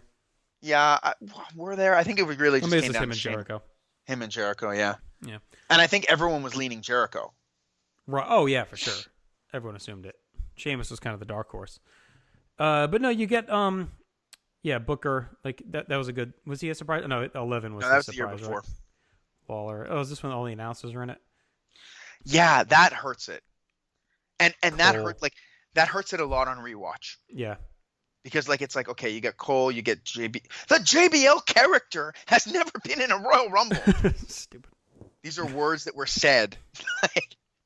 Ricardo, Foley. Yeah, actually, this is a pretty shit roster. But you see, Ricardo and Foley feels like some of the best dumb comedy they've ever done. Right. Like it was huge, right? Like everybody cheered for him. Yeah. Foley came in. Then Santino came in. They had to stand off with the sock and the Cobra. Right. I know it sounds stupid saying it, but man, what a thin roster! Like, imagine where they were just here and then 2 years later. It's crazy. Like just some of the names. It's like the '95 version of the Alex Riley, Justin Gabriel. I mean, these are some talented guys, but name quality, strength. Gabriel, Primo, Epico, Ezekiel Jackson, Jinder Mahal, Unico. Hey, champion Jinder Mahal. Not at this point. Atunga, Maharaja. Usos before they really meant much. Usos. Ho-way-oh. Karma. I've never heard a song for a wrestler that starts one way and then goes into a completely different. It's like, okay, we're doing Africa. No, we're doing rap. When you're standing next to me. So anyway, I'm looking at this and I'm not as bullish on it as I thought I was. I do like the opening cage match. Oh yeah, I like that too. I think just one thing to mention more about the Rumble. I think Cody Rhodes is really good in it. Mm-hmm. He deserves he goes credit a long time. I think we might look at this differently if they had done something with him after. Right. And I kind of almost wish that they would have just let Santino win it. Is this the year with the back-to-back teases? No, that's 11, right? No. Yeah, it's 11. Oh no, but it's 12 is the chamber, right? Oh, it changed. Yeah, 12 is the chamber. Yeah. Yeah. But I always thought there was money in a guy like him having a title shot. Yeah. Somewhere. Because he was always loved. Oh, for sure. Yeah. They were never going to do it though. Orton's in it too. It's fine. I think it's a middle of the road Rumble. It's probably in the 93 batch. Yeah. I mean, it's an indictment when Hacksaw Jim Duggan's the second most over face behind Orton. The undercard outside of the cage is nothing either. That Kane Cena shit is awful. Punk Ziggler's really good. Oh yeah, that's good. Brodus McIntyre's nothing. Sad. and the women's is nothing. Yeah, I mean, to me, this is just like in that mid-range, like the 93, 89. Yeah, block. that's kind of where I'm at too. And I think I'd put it ahead of 93 though. Yeah? Yeah, because I think Punk Ziggler is the best match on either card, probably. I think the Rumble is a way better. So that's what kind of puts it ahead for me. Yeah, but the commentary is so shitty. Yeah, the commentary is garbage. But then again, like, you have nothing as good in 93 as the JBL character has never been in Royal Rumble. Yeah, you got the youngster Carlos Colon. They're very similar shows in some ways. Yeah. Because you get a real quality world title defense, like not a jump off the page one, but like a very, very good very one. good. Yeah. Is there a tag match on the show? No, they didn't do tag matches at this point. 2012, they weren't doing tag team matches. The cage match is really interesting too. I do like talked the cage. about. Yeah. Yeah, I think the I don't care though. If I'm putting two in front of you, you're watching 93. You are. Don't tell me you're not. Yeah, you're right. Okay. How about 89? You watching 89? No, I'd probably watch this ahead of 89. Okay. All right. I like Punk enough that 96. So I just watched this one with Chad on Wrestling Warzone. How'd you like the Bret Hart match? I believe I dubbed it the refrigerator match, right? Yeah. In that every time you go to the refrigerator looking for something and you keep hoping you'll find something and you just keep going back to the refrigerator every 10 minutes when you're really hungry, like maybe I missed something in the back. Like maybe is there something I'm missing with this match? Let me watch it one more time, and I'm just never. It just never happens. The fridge is empty every time, and it's 28 minutes that I waste every time. The Rumble again is kind of bland. Sean is fun, and it's got some names. Mr. Perfect's commentary is unique throughout it. Goldust Razor is good, but not great. Not even very good. And then beyond that, not much. So it's a show that I feel like in memory and on paper you want to like more than you're permitted to really like it. Yeah. It had such potential. Like, yeah, it is a lot of wasted potential. Like, why isn't Michaels in this longer? Right. Like, I mean, I know it's because he's coming back from injury and stuff, but like even like 5 slots earlier would have helped. Yeah. You know, like instead of he comes in at 18, I think, right? Mm-hmm. It's the Rumble's cool. You get the Vader Yoko stuff, which is fun. Yeah. Like, no, there's some highlight moments in there. Yeah, I don't think it's helped by Triple H being the Iron Man. Not to shit on Triple H, but I just don't think he's there's lots of guys that, like, I remember when I rewatched all the Rumbles a few years ago, like, you get Iron Mans that are really interesting, and then you get Iron Mans that are just there. Well, there's not much to him. Yeah, he just felt like he was just there. Whereas, like, you know, you get Jericho as an Iron Man, and he's flipping out of the ring every 2 seconds trying to pull himself back in, and, you know, like, he also just he had no heat. He had his debut. Like, beyond the hog pen, he hadn't done much, you know? Yeah. Yeah. It also has Doug Gilbert. Remember that dance he does when he comes out? And Omari. Omari! That's the right. Orient Express music. I love that any Asian person had the Oriental Express music for like 10 years. You had to. All right, I think I would put this ahead of 93. Ooh, ahead of 93. Really? All right, below 93. Let me just see. Hold on. What do we have here? I don't... Why is this ahead of 89?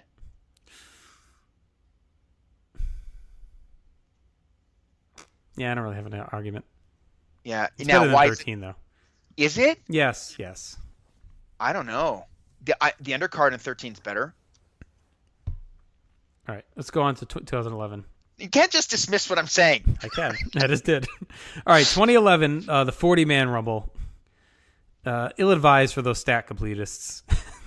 Yeah, I know. Have this extra 10. A guy winning from 38. It did have some fun surprises, though. This was the Diesel one that did work. Yeah. He looked good here. Yeah, Booker was fun coming back. Hornswoggle. This was the Santino fake out, right? Where he's at the end with Del Rio. That was a fun finish. Yeah. Undercard, though, besides Edge and Dolph, which is pretty good, not much else cooking. Miz Orton, I believe, is pretty bland, right? It's not fun. Yeah, and then the 4-way Divas match. I don't think there's much going on there. What a stupid move to, like, bring it to 40 people, but then have the guy win from 38. Right. Like, just an What's the absurd. Point? However, I will say about the Rumble match, the beginning's really great. Yeah. Like, when you get Punk, Bryan, and Regal in there for a while together, And DiBiase. Oh, never mind. Instead of DiBiase. Wrong DiBiase. Oh yeah. Do they put DiBiase in there? The kid DiBiase? Yeah, he's the Cena Hornswoggle shit is terrible. Yeah. How about Tyler Rex in his 34 seconds? I will say for a 40-man Rumble, it's kind of a sneaky deep group. Like I'm scanning the names quick, and like it feels deeper than 12 did with 30 guys. You know what I mean? Oh yeah. Yeah. Nexus was still kind of not like washed out yet, so those guys all were decent, and they're all in here. Well, this was the new Nexus and the core, right? Yeah, but I don't think like that was fully washed yet. I think it was really hurt by having them kind of like. Yeah. But it diluted them in that like they diluted as soon as they started losing. Right, but like, yeah, like this could have been a really great, 30-man Rumble. Oh yeah, because you got to cut out Tyler Rex, Alex Riley, Otunga. Yeah. I remember the Yoshitatsu. commentary being like absurdly bad too. Yeah. Like I remember one point Matt Stryker trying to say something and Michael Cole screaming, "Who cares?" Yeah, it's a bad stretch. Yeah. All right. I mean, below 2012. Yeah. Below 89. Yeah. Below 96. Well, how do you compare Edge Ziggler to Punk Rock? Give me 1 second. Edge, Ziggler, Punk, Rock, eh? Because I remember liking Edge Ziggler. I remember liking it too. Punk Rock I have at 3.5. That's probably about Edge the same. Ziggler I have at 3 3/4. Okay. So ahead of 2013 then. And I think the Rumble's more enjoyable. I think it's better. Yeah. Like I will say this, when I rewatched it, it passed by faster than I would have thought. Right. Like it wasn't like a slog to get through. Okay. All right. Let's move on to 90. But below 96 though? I don't know. Why? Well, there's nothing on the undercard at all. I mean, There's nothing on the 96 undercard. And there's nothing as bad as Bret Hart Undertaker. Brett Taker. Yeah. I'd put it ahead of 96. All right. But we're leaving 96 out of 13. All right, fine. Good trade. All right, 97. Oh. I've actually been watching it as we're recording. Oh, nice. Are you at the Rumble yet? I am, yes, actually. Crush is just coming out. Oh, that's early. Is he He's number 2? one. He's number one. He's number 1. Okay. I think he's the weirdest number one. And I think they only did it so they could have PG-13 wrap him out. That's my guess. Yeah, it's like, why? Why? Yeah, they must be it. in color. Don't diss the man. Clarence Mason. Mother. Why is Clarence Mason the boss? He broke Crush out of jail. There's no way Farouk takes orders from Clarence. That version of Farouk takes orders from Clarence Mason. No, he's not. Farouk is the boss. Yeah. Mason's not the boss. He's just Like- the attorney. Like if one is sodomizing the other in prison, it's Farouk's not spine Clarence. bustering him all day. Yeah. I mean, unless Farouk is a massive power bottom. No, please no, Clarence. Please, no. This is peak please no era right here. Early 97. Thank God he's not in the Rumble. Peak please no. Uh, Yeah, I think he did it in the Ahmed match, actually. He is in the Rumble. He's in there. Oh, yeah, that's right. He comes out and does he whips him with a belt? Yeah, I think so. They're both in there. They put them both in. Do you remember? It's WrestleMania 13. He has to get cut off by Vince McMahon in a promo. Yes, I think it's that one. You big dumb stupid. All right. Boy, I almost said it. I have a nasty spot I forgot about in that Ahmed Farouk match in the undercard. Like, I can't believe they did this. With all the issues Ahmed had with his fucking kidney, Farouk sets up an open chair and backbreakers Ahmed across the top of the chair. Like the seat, like the back part of the chair. What are you doing? Yeah, just trying to injure him more. This guy can't stay healthy to do that.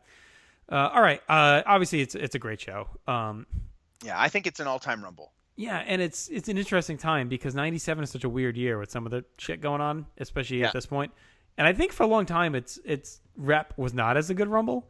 And I don't know if it's because of the finish is a little wonky. And then I do think this is one that suffers just a little bit from we've talked about it a lot, right? Not using the talent as much as they should have. Like a lot of these guys go out way too early. Like Owen goes out way too early. Mero, Goldust, like they all eliminate each other like early on. And I think those are the guys that could have been used in that middle stretch when you're in there with Latin Lover, Pierroth, and those guys, Sultan, that are out there. So, but I mean, it's sneaky depth that you don't think of when you think of this time period in WWF, because I always think of this as kind of being an empty time when you think of the undercard. But I mean, you got Terry Funk in there, right? You got Bret Hart, Owen Hart, Davey Boy Smith, Undertaker, Vader. I mean, there's a lot of names in there. By the time you get down to the nitty gritty of the Rumble, it's an all timer. Yeah. Like, it's just, there is a lot of, I think it gets heat for being like the one with all the luchadors in it, but they don't play enough of a role in it to matter. Right. No, definitely not. It's quick. And you have Austin in it the whole time. Yep. Which is definitely helpful. No, it's a great show. And yeah, Austin's an all timer. So where do you have this? Like, where are you at on this? This is a hard one because I think that. Oh, and the undercard is good, right? I mean, Vader Undertaker is strong. Sean Sid is fine. But I think the other two matches are. Real I think Triple H Goldust is pretty bad. Yeah, and then the sixth person. Oh, sixth person's garbage. And Ahmed Farouk, I love the entrance with like the 300 guys in the nation. I don't think the match is that bad though. It's kind of a wild shit fest, and then I like the finish. Yeah. Yeah, I'd rather watch it than the Triple H Goldust match. But, yeah, that's a slog. So I think it gets dinged a bit for the undercard because even Michael Sid is good, but it's not great. You know, Vader Undertaker's good, but it's not great. So like you're not veering into the great match territory at all. Right. So I think for me it's hovering around 94 where we have 94. Yeah, I think I'd have it above 16. Yeah, it's weird. Like I have trouble with 16 because 16 there's nothing bad on it. Like, I know, but I think the 97 Rumble's better. It means more. I'd rather watch 97. And it just means more, the Rumble. It's so, I mean, the Austin stuff is really important. Yeah. You know? Put it ahead of 16, underneath 90. I just struggle with 16 because I think the Rumble's really good. Yeah. And the undercard supports it really well. Yep. No, it's a very good, I mean, if 16 ends up even in the top 6 or 7, like that's an upset. You know, I think that's pretty good. Yeah. All right, 2010. Oh, wow, we're there, eh? Okay, 2010. Well, I mean, I just rewatched this Rumble because it was I wanted to see if I was going to include it for the GWE 100 matches. It did not make my cut. Yep. It was actually a bit of a I want to say a bit of a letdown considering what I thought it was. How does the Punk stuff hold up? Amazing. Yeah. I still think it's a great Rumble. Like I would say it's very high tier. The Edge level. surprise good? Is the Edge? It's okay. Yeah. I was underwhelmed by that at the time. I remember that was a pay-per-view I bought after not watching for a long time. So I was just so invested in the Michael story. Right. I thought the Michael story was so good. So I think it's a great Rumble. I just expected it to be like, is this the number one Rumble? When I went into it. No. And it's not. I think I have it like 5th of my Rumbles. So how was Taker Ray? Did you watch that? I didn't watch it, but I remember it being good. I know Chad loves that match. Yeah. Sheamus Orton, I think, was boring, if I recall correctly. Later, they'll have matches that I like. Right. Miz MVP is nothing. Christian Zeke was not good. I remember that. I remember Miz MVP being okay, but MVP is kind of a sneaky little underrated guy, I find. Oh, yeah. All right, so it's going to be on the strength of the Rumble that we rank this one. All right, so maybe somewhere in the 19 and 91 range. I mean, I have it ahead of 91. Mm-hmm. I'd have it ahead of 2019, maybe. Yeah, below 94. Yeah, that makes sense. Okay. Because that Rumble, it tells such a good story. Yeah. But there's more lulls than I remember. Right. And Batista's great at the end too. I mean, the Punk stuff ends kind of early, right? Well, it ends as soon as Triple H comes out. Right. It's going so well, and then it's like, oh, because that could have gone on for another. He didn't need to dominate it the way he was at the beginning, but it could have lasted longer for sure. Right. All right, 98. I think is a rich man's 96 with a equally predictable Rumble, but I think it was better executed with Austin just destroying the field pretty much. And I like the undercard better. Like Shawn Taker Casca match is pretty good. I like Rock and Shamrock. Outlaws LOD is but it's like kind of a cool moment when they beat him up after. Yeah. And then Vader Goldust is fun. I always like that match. It's amazing when I don't know if you've watched this recently, but like everyone's wearing black. Yeah. Like every single person in the match is wearing black. It's the opposite of 90 with all the color. Yeah, it's their like polar opposites, except for Chainsaw Charlie, who's wearing a bright red shirt. Yes. It's like he didn't get the memo. Like, and you get the 3-man. I mean, it's funny because you think 97 is a thin year, but it's actually 98's got the thin roster at this point. When things bottomed out at the end of 97. I mean, this is a really thin Rumble for what's like one of their biggest years when you look at it. Yeah, I think it is hurt by that in that like they go through too many lulls. I mean, Christ, they have Foley in there 3 times. Right, and you got Tom Brady. I mean, he's a guy in there, you know. Kama, he wasn't doing much at this point. He's in there. Honky Tonk Man does a shot. He's in there 20 minutes. Oh, God, is he really? Yeah, he's in there forever. Like, Rock has a good performance. I mean, poor Ahmed Johnson in this. Like, he's either injured or completely exhausted. Like, yeah, he was never right. Honestly. Like, and he comes out and he pours water on himself. It looks like he's waking up. Like, he's there like a couple minutes. By the time he leaves, you watch him leave, he can barely walk. It's like he's going to go back to bed. I think he was just so beat up at that point. I just think he was like really broken down. He trips and falls at the end, and like Kama has to shove him like through the. Like it's just so, and then he shoves him through the curtain, and then he doesn't even go through all the way, and they walk off together. It's the saddest thing in wrestling. So I think the show as a whole, like I said, is like a rich man's 96. Like it mirrors it well, and everything's better, right? So how do you compare it to 89? I think the Rumble in 89 is way better.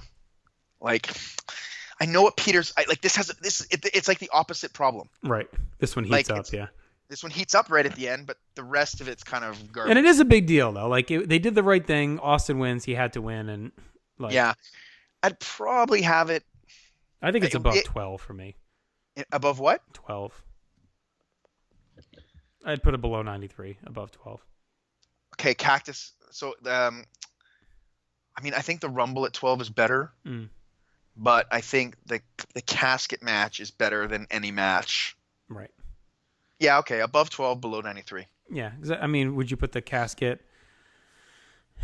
Where do you rank that versus Brett and Razor? I like Brett and Razor more. Okay.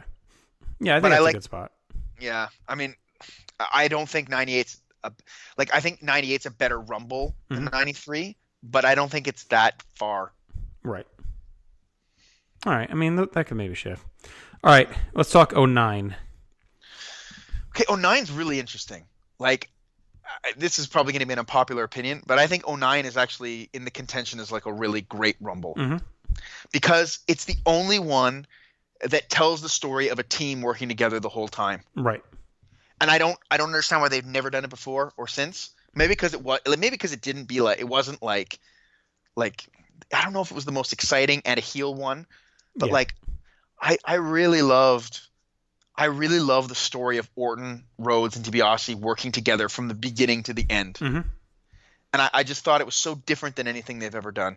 And I think Orton came off as such a massive star during and after it. Yeah, I mean, headed to Mania, he was like hugely over.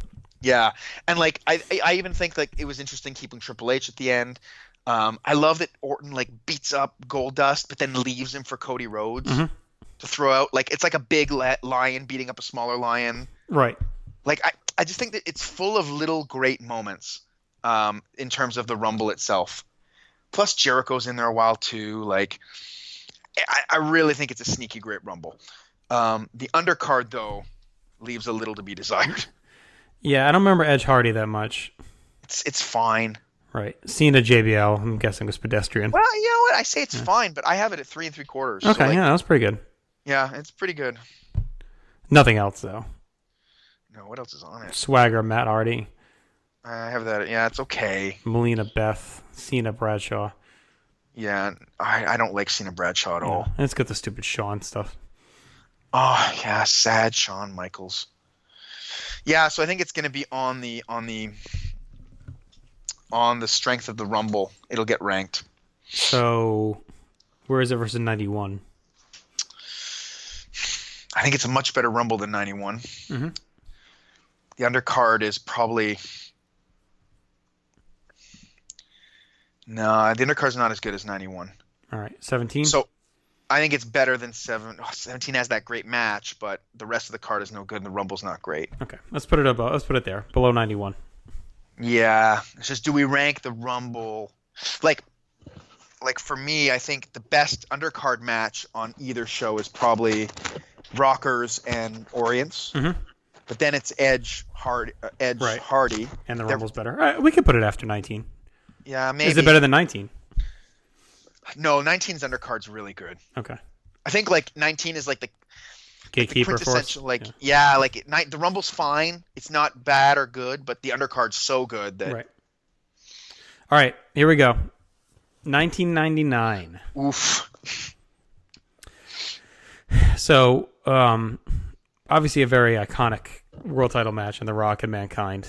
Yeah. Buoyed by many reasons, right? The match itself, beyond the mat, everything that goes with it, the feud, everything. The gratuitous violence. The Rumble could have told a good story and been well done, but they don't. chose not to. Yeah.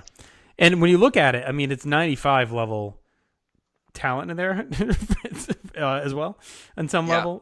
The names are bigger, but when you look at them in comparison to what was going on at the time, it's just loaded with, especially that opening stretch where you just have like, what was that run? There's a run they do where it's, so after Austin McMahon, this is like 3 on. 16. Golga They goes to number 16. Golga draws Edge before he's much. Gilbert, Blackman, Severn, Tiger Ali Singh, Blue Meanie, Mabel, Jesse James, Gangrel, Kurgan, Al Snow, and then it picks up, like you said, Goldust, Godfather, Kane, Shamrock. But here's the thing, though, is that like even Goldfather, Godfather, they're not doing anything. Right. Kane comes in and like clears the ring, right? Yeah. The crowd's going. So we've already had a spot at one point where Vince and Austin leave, and there's a dead part where someone has to wait. Then Kane comes in, clears everybody out, and gets thrown out. So then we have another. Well, he gets taken away, doesn't he, by the? That's it. Yeah, by the EMT, by the psych ward. Ward. So then we have another sequence where someone comes out and has to wait 2 minutes. Right. We have 2 of those in the same match. Yeah. It's the worst laid out Rumble. Right. I think it's worse. It's worse laid out than 93. Only it has a better finish than 93. Yeah, and it's got some decent stuff in there, China and some other stuff. I don't understand. Like they have this whole thing with a bounty. Why isn't Austin in there the whole time? Right. You have a built-in story, and it'll make draws important. Right, because they're all trying to murder him. Yeah, like they're all trying to get that 10,000. Because Vince on commentary is awesome. Yes. Doesn't anybody want the $10,000?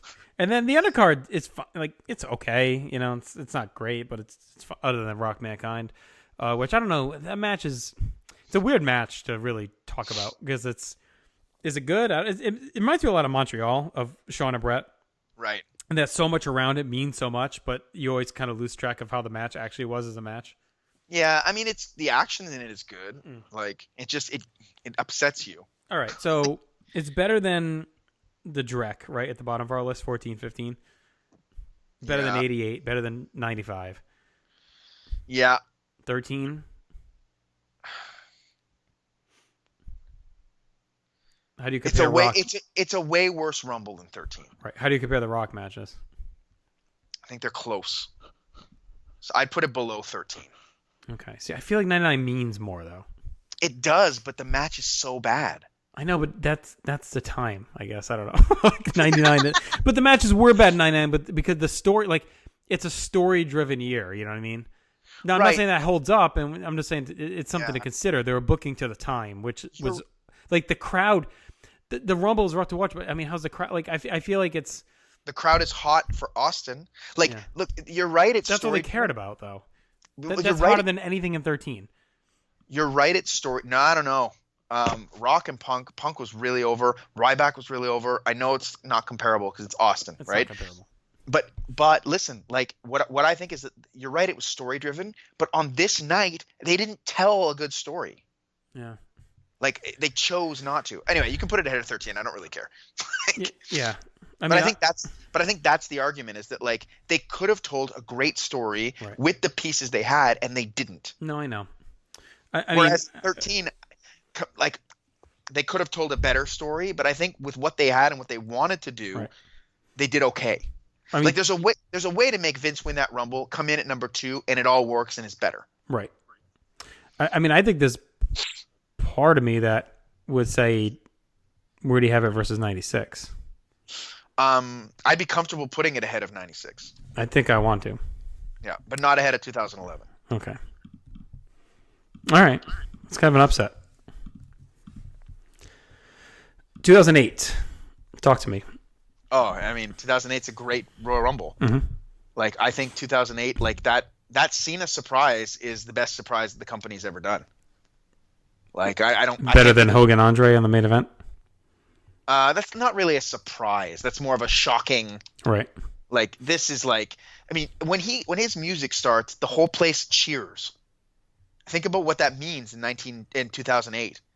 Like 2 years they've been booing this man, and it goes from cheers until like a minute into match they start booing him. But they're all so happy with the surprise that like it's almost like they forget they hate him. For like, Oh yeah, I know. I agree. They're like, for a very brief moment. it's almost like they're mad they cheered for him. Yeah, right. Plus you got Undertaker Michaels 1 and 2, which is a great holdover from the year before. Mm-hmm. You got Batista in there for like almost 40 minutes as the Iron Man. I just thought this had like a lot of really cool. I thought the comedy was kept to a minimum with Piper and Snuka, and even then the crowd went crazy for it. So, I don't know. Like I thought Umaga had a great run in it too. Triple H was very good in it as well. I mean the pop. Foley gets a great pop coming in too. Yeah. Like it's a really great Rumble. No, it's an all-timer. Plus the MSG look helps a lot. Yeah, there's that too. Undercard, Orton, Jeff, Edge, Ray, Jericho, JBL. I remember being a little disappointing. Flair, MVP is a cool moment. It's a great show. It's a great show. Edge Ray is really good. Yeah. All right. I mean, It's gonna be high. all right. Versus 16. 16 is so hard.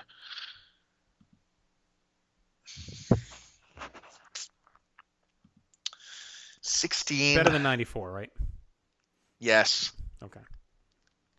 Because there's nothing really bad on it too. Is it better than Right. 16? I think it's better than 16. Because on 16 you it get is. the Owens It is. match and not much else, you know? Yeah, it is. It's not better than 97 though. No, you can't. Okay. Yeah. All right. 2000. This is a very hard one. It is. Because you want to just assume it's great. I watched this I watched it a few nights ago, and the Rumble match is not very entertaining. It's not good. No, and it's really Rock, and then nobody else, and then Big Show. Like it's Yeah, and Rock, the Big dance. Gap, Big Show, and then nothing else. Yeah, and you got the dance, the people dancing. Right, but I mean, it's like it was we talk about Austin being obvious in '98, Shawn in '96, Hogan in '91. It's in that vein where they did the right thing. Yeah. Rock had to win, but I mean, they gave him nobody else. Like nobody else in this thing could sniff him. Yeah, maybe Big Show, but I mean, sure. yeah, I mean Backlund. So that hurts it. But you do get the Hardys, Dudleys is big. Taz's debut is an awesome moment. And then you have an all-time match in Triple H Cactus Jack on the undercard. Yeah. So this is like, it becomes the opposite of what we were talking about with 92 again. Correct. It's like, okay, well, this is probably the best undercard. Or very high. Like, I think I have it ranked as the best. If you, like, when I looked at it, I took away, when I looked at, like, the undercard, I basically averaged out the star ratings I have, minus the Rumble, because the Rumble doesn't count as part of the undercard, right? Right. And this was a clear number one for me in terms of undercard. So it's like, but the hour of it is not great. So Right. But it's not bad. No, it's not a horrible Rumble, but it's not a good Rumble either. So I mean, a good Rumble. It's still like 3 star. You know what I mean? They're all good in a way, right? So right now, I think I have it. I think it's above 94. Really? I don't. Triple H. I mean, the undercard is really good. Yeah. 16, we'd have to talk. Okay, well, the Rumble in 16 is way better. Right. But the undercard, I mean, I'm talking 5-star title match and a moneymaker, right? I mean, that's a huge match. Okay, so they have the 2000 as the best match. Mm-hmm. by a lot. Because I think Owens and Ambrose. and the Hardys and Dudleys kind of cancel each other out. Right. They're similar matches. I actually think they're both really good. I probably have the Hardys Dudleys one a bit higher, Yep. but not much. So then you're looking past into the nitty gritty. Right. Well, you get the Taz moment versus the AJ moment, right? Those are kind of the two big debuts. Right. The AJ moment's way better, I think, Yeah. especially in terms of follow up. Like Yeah. I know that kind of sucks, but it's like if Taz goes on to have like a great run. Right. Then what are the other matches on? I mean, 2000, you get the tag is nothing. It's 2 minutes. And then the three-way IC is 7 minutes. Right. And then you got the Miss Rumble with the tits. That's got to knock it down, right? Whereas in 2016, you got Del Rio Kalisto, which is really pretty good. What the hell else do you have there? This is a hard one. Charlotte Becky, which I think is really good. I'm fine with 2000 after 16. I Yeah. think that's fair. Yeah. If I honestly think it's just applying the same standard that Right. Rumble carries more weight. All right. 07. All-timer. I think this is the most balanced Rumble show. I think it's a great Rumble. It's got a 5-star world title match, a great opening tag, and then 2 like middling matches. I don't think either are awful. I think they're just kind of there. But I think the Rumble's an all-timer. I mean, you got Flair at number 1. You got Taker and Shawn going the last however many minutes at the end. Taker's the first guy to win from 30. You got all the ECW stuff in there, which is cool. So, I mean, I really like the show. I really like the Rumble. I really like the whole thing. Right. I like a lot of it too. I don't think I like it as much as you, but I do like it a lot.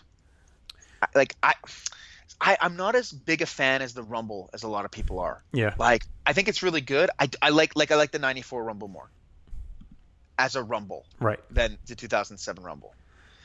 So I think I'd put this above 2000 for sure. Right. Yeah, probably ahead of 2016. Yeah. I think I had 08. I mean, it's because of the Umaga Cena. I think the Rumbles. Yeah, the Rumbles are similar. So 97 is where you kind of start to talk. I think the 97 Rumble is better. Right, but it doesn't have a 5-star match on the undercard. No. 90. Now, in full disclosure, I think 07 won when we did the Brad and Chad with Ben. Yeah. I'm pretty sure 07 was our number 1. Yeah, I don't think that's gonna. I can't see that in this. Well, I don't think it's better than 18 now. No. 18 hadn't happened when we did this last time. This was a few years ago, so. Hold on, what do I have the other matches at? I think this is the debate we had. I remember that night. We fought over 92 versus 07, the complete show versus just the iconic Rumble match. 90, maybe 92 did win. I know those were the top 2, and we had a long debate over the card versus the match. Right.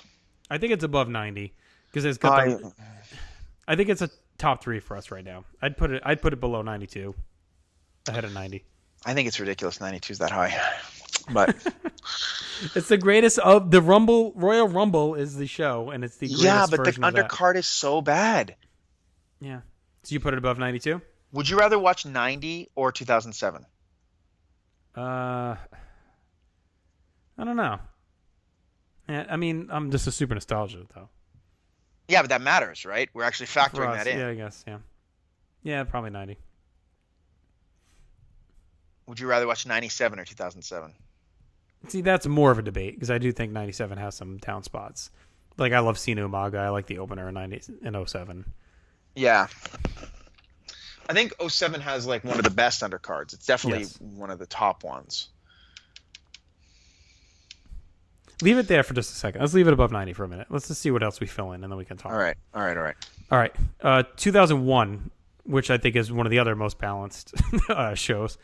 I think the opener's good. The Jericho Benoit match obviously was on my list of all time. Angle Triple H a little disappointing. Ivory China shit. And then I think it's a very good Rumble.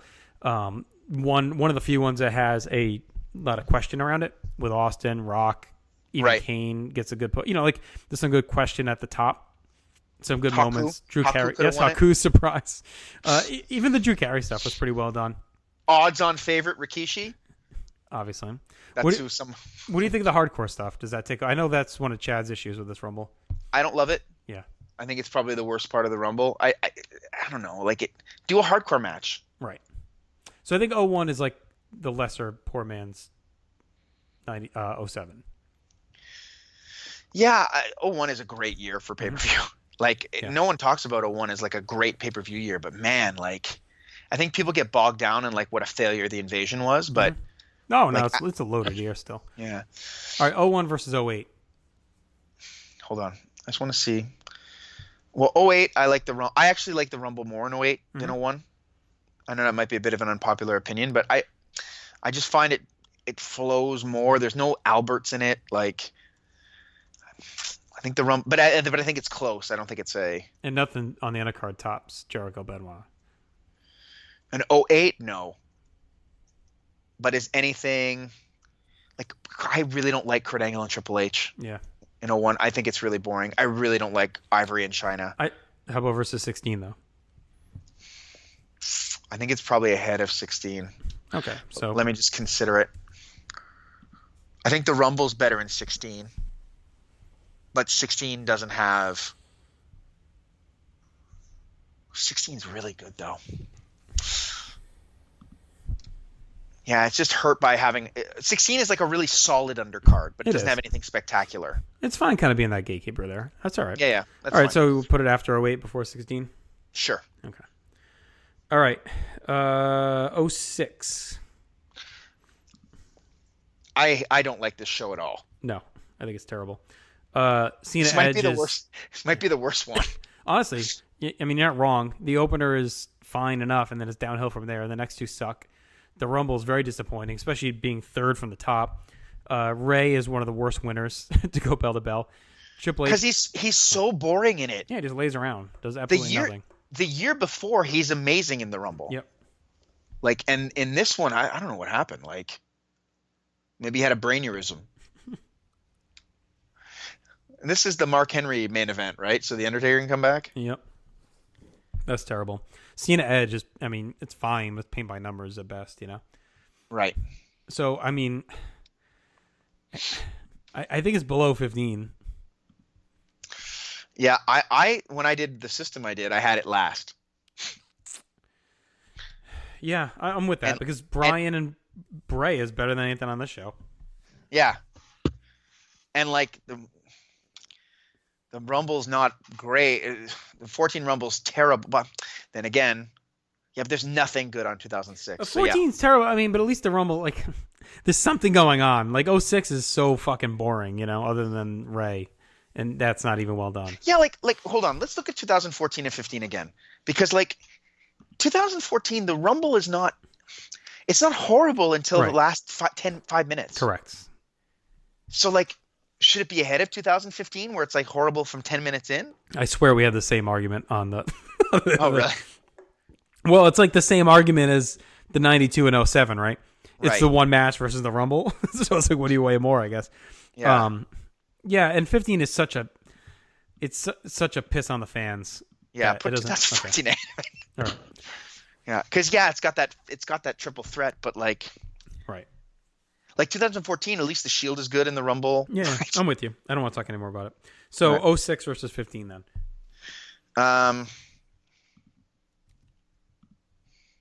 15 is just such a fuck you. Yeah. That's But you what's know hard. what? 06 is also kind of a fuck you time period, to be honest with you. Right. That late 05 to early 06 where everyone's steroided up and bloody and everything else going on. That time. I also think like it's kind of shitty that like why on earth would they not have Chavo Guerrero in the Final Four? Like Right. the whole like I mean, I'm fine with it, but he only lasts a minute too. I know, and the whole match is about Eddie Guerrero. I mean, you don't have to have him win, but like, Yeah. is Ray just sadder about Eddie? Well, and too, like, it also fucked Edge, right? He loses the title after the New Year's. I think 06 is worse. I think it's more egregious in many ways across Yeah. the board. Yeah. Okay, I'm I happy. mean, with Ray 06. may have won, but they also treated him like shit. So Yeah, I'm really happy with 06 being the last. I think it's such a shitty. it's boring. And it's funny because I think as of WrestleMania, 06 actually gets really interesting. Yeah, it picks up. All right, 02. Oh, O2 is like I thought like is a really sneaky good Rumble. Yes, it is loaded. It's almost like a 90 where it's like everyone is a name and pretty Yeah. good. It's got. I have it. Yeah. I have it ahead of O1 in terms of what are, like as a Rumble. Oh yeah, me too. I think it's probably the best, one of the best Final Four. What is it? Triple H, Angle, Perfect, and Austin, right? Yeah, Yeah, I mean that's an awesome Final Four. You get the Maven stuff with Undertaker. that is so good. Yep. You get Yeah. I mean the returns of Goldust and Perfect, like that was really cool. That was well done. Yeah, I think it suffers being a bit slow at the beginning, Mhm. but like I don't know. I love Taker and his business with the Hardys. Yep. Like, and when the Hardys the two Hardys and Elitist are beating on Taker, the Yes. place goes crazy. And then Jericho love Rock is really good. I'm sorry, go ahead. Finish. I Yeah. thought you were done with the Rumble. Go ahead. No, go on. No, I like Jericho Rock is really. It's probably the worst of their series, but it's still really good. Flair Vince is a lot of fun, and Regal Edge always struggled to really find the groove, but again, like solid. They weren't bad. Spike and Taz winning the title. Actually, they already were champs. That was fine. It's only 5 minutes, and the women's is quick too. Trish and Jazz. No, Yeah, I think okay. this is a strong contender for the top. Yeah, I don't know about top, but I think we're in there. Like, I mean, I'll tell you where I have it is probably after 90. you think ahead of 90 or after 90? I think right after 90. Ahead of 97. I think the Rumble in 97 is so important though.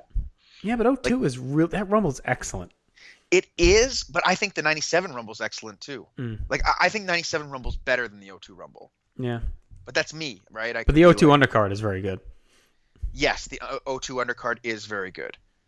But the 97, you get Austin for the whole thing. Like, peak Austin for the entire... All right. So you want to put it ahead of 08? Yeah, I think it goes ahead of 08. I like the 08 Rumble better, but not much better. Okay. Whereas I think the 97 Rumble's much better. All right. Let's talk 05. Great Rumble. Yep. They had a hot stretch here. Honestly, from 01 to 05 is like 4, very good to great Rumbles in there. Yeah. Yeah, I love the ending. This isn't the one where... No, it's 2004. I was going to say when the cat dances, but that's... No. Yeah, 05 has a great ending with Vince with the torn quads. Yeah. Is this one... Was the one with Flair? Is that 04? No, it's 05, right? Is it 05 where Flair turns on Batista and Batista chucks him and laughs? Yes, it's 05. Yeah, that's great, too. Flair's number 30, and he's there at the end. Yeah, I love when he grabs him and he acts like he's just going to toss him over the ropes. And he doesn't move. Let's get get Simon that, Dean on the Segway. Yeah, that's right. Yeah, Batista's so over in it. You got Muhammad Hassan, everybody turning on the Muslim man. Yep. Is that where Angle murders Scotty, too? Yeah. In the aisle where he puts him in the ankle lock. Is Angle in this? Yeah, he is. Yeah, because Hassan beats up Scotty because he's pissed, and then Angle puts him in the ankle lock on the way out or whatever. Yeah, it is. Oh no, he just takes a spot. Angle put Sean in the ankle lock in the aisle. I think. Yes. Yeah. Okay. Yeah. No, I like this one a lot. The undercard is disappointing though. This is what I was talking about with like that opener that you feel should be great, like Sean and Edge, just doesn't really get to the gear. Yeah. And then Taker Heiderreich is nothing. Terrible. Triple H Orton is never great. No, it's really boring. And this is the concussion one, isn't it? I think so. Where Orton's like out of it the whole match. And then JBL, I don't know if he really had the concussion or selling, whatever it is. He like acts like he has a head injury the whole match. And then JBL show Kurt is like nothing much going on there. Right. So a very, very good Rumble and a middling mid card. So where does that leave us around like that 94-10 range? I think so. I can't believe 10's so low. Chad's going to be so mad. But it's not even low. It's just Yeah. the other stuff is so good ahead of it. I think 10 is a better Rumble than 2005. Yeah. So better Not by much, but I think the story in 10 is more interesting, and you get the Punk stuff. So where do you put it versus 19? This is a way better Rumble than 19. The undercard's better for 19, substantially better. Right. 09? I think 09's a slightly better Rumble for me, but I think the undercard is. I think the undercard's better in 09 too. 91? I like this Rumble way more than 91. Okay. I think it nestles in there, which I think is low, but I think the undercard hurts it quite a bit. Because the Rumble is, I think, if we were just doing Rumble matches, I think we'd have it fairly high. I think I had it as my. I'm just curious where I had it in my Rumbles. I had it like at the 8th best Rumble. Yeah, and we have it as the 15th best show right now. I have it. It's funny in my system. I had it at the 16th.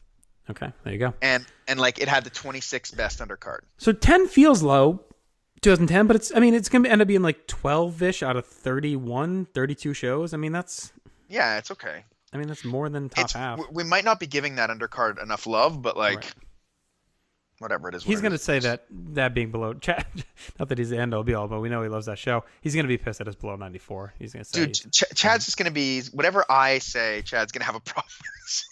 How's that worse than 94? All right. 2003? 03, yes. Really interesting Rumble. 03 is such an up and down show. Yeah. Like, I mean, you got the Stephen Graham match. Greatest match of all time. Yeah, it's got Angle, Benoit, and Steiner Triple H, which pretty much wash, right? Right. Out. So then there's not much else on the undercard. I do like Brock Big Show. I think they have good chemistry, but I mean, it's 6 minutes and there's not much doing there. It's fine. And the Rumble, I think, is a split as well. Like, there's half boring and half good. Like, I think they did the hardcore stuff right here. Like, right? Isn't that hardcore stuff in here too early on? With like Dreamer and the Cane and all that stuff? With Jericho. Because Jericho, isn't this where he gets the huge knot on his eye? Yeah, and he gets thrown up by Test. Right. All people. Well, Test was getting his little testicles pushed at this point. Yeah. Failed test push number what? Like 7 at this point, probably. I think this is the epitome of like a middle of the road show to me. So where's our middle of the road, right? 91. Well, Pick 91. right back up where we were. But I'd rather watch 91 than this. Right. 17. Okay, 17. It's Angle Benoit versus Cena Styles. I have Angle Benoit higher. I think you have the opposite, right? Yes. The Rumble. I think 17 might be a better Rumble. Let's put it right there below 17. I think it's better than 93. Yeah, because the Rumble in 93 is no good. Yeah. Yeah, so it's almost at the midway point. I mean, that's about right for that show. It feels like a very middle of the road show. All right, last one to talk about tonight. Great. 2004. For a while, I think many thought the 04 Rumble rivaled 92. I think not just the Benoit shine, but I think overall that has been proven not true. I think there's a lot of dead space in 94. In 04, I actually think 05 is better as a Rumble itself. I think we were all just so happy that Benoit won at the time. Yes. That it became like it became like this amazing Rumble. But he's not actually a great Iron Man in it. Right. Like there's a lot of lying around. When he does eliminate people, it gets interesting. Right. But and the Orton Foley stuff is really good. I mean, that's one of the highlights. Yes. And cat dancing, obviously, is really good. Yeah, cat dancing is the best part for me. I mean, I think there's a lot of fear Goldberg was going to win. So when Kurt tosses him, that's a good moment. Yeah. And I do like the end. It was a very unique ending with him. Like usually we get the flash elimination, but like that slow grind of him pulling Big Show over the top was really cool. Yeah, and they made it a point for him to eliminate all the top big guys. Right.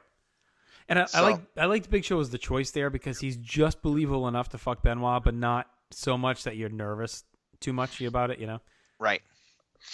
Yeah, they did a great job with that whole run with Benoit in terms of like creating a just enough nervousness. Right. Undercard is kind of a disaster though. Yes. The opening match is nothing. Ray Noble is nothing. Eddie Chavo is disappointing. Brock Holly's okay. Nah. I mean, it's 6 minutes and 4 of it's the body scissors, and then Triple H Shawn 22-minute, and they're one of the worst matches probably. Oh God, yeah. So I think this show actually loses a bit of luster over time. Yeah, I'm with you. I think it's worse than I'd probably have it in this 91, 17, 03 range, somewhere in there. I'd have it below that, I think. Yeah. Better than 93. Where's 93? I think the Rumble's better. I mean, 93 is kind of living off of Brett and Razor. Where's 93? At 19. Oh yeah. Yeah. But Because I think 93 down is kind of like the lesser Rumble matches. I think 04 being Right. below these isn't really fair. Because if Yeah, we're right. rating the Rumble so much, actually, I'd put it ahead of 03. why? I think the Rumble's much better. I don't think it's much better. Yeah, but I don't think- I guess because of Benoit Angle, you're saying? Yeah, well, the undercard in 03 is better, I think. Yeah. And like, I don't think the Rumble is much better in 04. So Okay. I would put 04 below 03, Okay. and then ahead of 93. I can't believe 93 is that high. Yeah. Well, what do you think of 98 versus 93 again?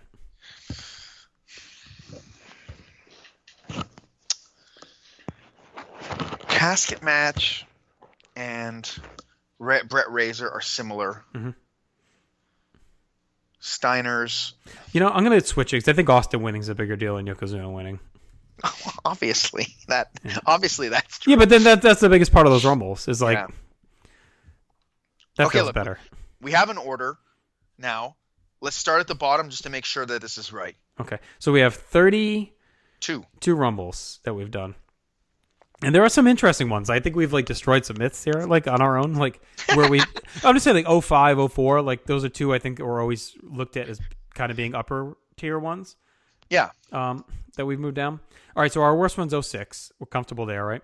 Rey Mysterio stinking up the joint. Yep. Rey 15 Mysterio. Can I say Rey Mysterio sucks? All right, 15. We're still. That's a middle finger to the fans. Yep. So 14 we like better. We talked that through. yeah. All right, so those are kind of the dregs, the three. 88's kind of the gatekeeper of the dregs, right? Right. But 88, it's more just for nothing spectacular Correct. or nothing bad. Yeah, so we're out of the bad and we're into just the replacement level show now. 95, a little bit better than 88 because we got Brett Diesel, LT, a few other things going on. Yeah, the Rumble's so bad, but yeah. 13, Rock Punk, not much else. See, okay, 13 and 96, maybe we need to look at. I think we're okay. You're just saying that because of the time. No, I've had 96 over it since the start. Go on. 96, 99. 99, I think, is another one that ends up higher than we probably would have thought going in, but We're ranking it entirely on importance. correct. So 11, 89, 12, 90. wait, 11. Yeah. Okay, 1189. Mhm. No, 89's got the mega powers. Yeah. Is 12? Yeah, 12 is better than 11. Yeah. Yes. Fair. Okay. But I could talk about 89 over 12 if you want. What were the merits? I think the Rumbles are pretty similar. Mm. 12's got actual good stuff on the undercard, though. Yeah, but is anything better than the pose down? Yeah, I You guess. don't have to but deal it's with Zack Ryder getting cucked by John Cena in 89. That's true. That happened. Oh, there's the Cena Kane match, right? Yeah, that's real bad. Let's Put can it we ahead- move put it- 89. put it- Thank you. Thank you. Put 89 ahead. Yep. I forgot about that John Cena Kane You want to match. do 11 over 12 over here? Yeah. Knock it down. 99? Can I get 99 over 12? No, I don't think that makes sense. Okay. All right. 89, 93. You good there? 93 is a much worse Rumble, but Better undercard. has actual matches. But then, Right. yeah, fine. Leave it there. All right. 98 Over 93, we just settled. Yeah. 2004. and 3. We're good there. Yeah. All right. 1791 has been kind of our tilting point of this whole thing. Yeah. Well, because this is actually the middle, right? Yeah. Yep. Like 91 makes it into the top half, 2017 the bottom, Yep. despite 2017 having the way better match. Right. Should 2017 be higher than 91? Yeah, I could do that. Because 91's got the Slaughter Warrior, but And the it doesn't- Rockers. Yeah.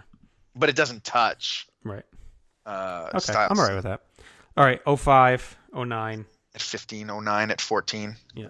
19. 19 just raising high because of the Undercard. undercard. How about 19 versus 9? You still good there? I think so. Okay. What do you think? I don't remember 19 that well. I'll be honest with you. It's just like it's all undercard. Yeah. I think it's interesting. I think it's interesting there. as a gatekeeper for like the undercard stuff. Okay, so then 2010 we like a lot. This is Yeah. kind of now we're getting to our best rumbles, right? Kind of the top 12 all have a like great rumble in it, except for one of these here. There is one outlier. Oh yeah. So 2010 ahead of 90. Is it below 94? I think the 2010 Rumble is better than 94. Yeah. Yeah, but what the undercard? I mean, the undercard in 94 is completely carried by the Hearts. Right. Whereas the undercard in 2010 is Undertaker and Chad is like screaming at it. I'm pretty sure he yelled at me at the time when we did this one about. I think we had a similar type discussion with 94 being too high by me. Oh, really? Look, I had 94 as the 10th best Rumble, 2010 as the 5th best Rumble. Okay. I had 94 as the 19th best undercard and the 30th. It's funny. I had in my original system, I had 94 at 11 and 2010 at 12. All right, so you had 94 higher then. Yeah. Okay. But now that we're talking about it, though, Yeah. like, All right, I can change it. I think we can change it. if we're gonna wait the Yeah. Rumble, let's put 2010 ahead of it. Okay, that's fine. All right, well, how about 10 versus 2000? Well, that's the bad Rumble, but like, The all-time match. yeah, and a secondary great match. Right. Okay, so I think that stays. Yeah. 16-01. Well, 16 versus 2000 we debated, right? Yeah. Oh, we put 16 ahead. That's right. Yep. So 16 ahead of 1? No, I think a 1 is probably more important. Yep. 01 versus 08. 16 is just such a great, like, solid show. Like, if you just average out the star ratings for that show, it might be one of the highest they've done. Right, I think 16 and 01 are probably similar when you look at, like, just solid, right?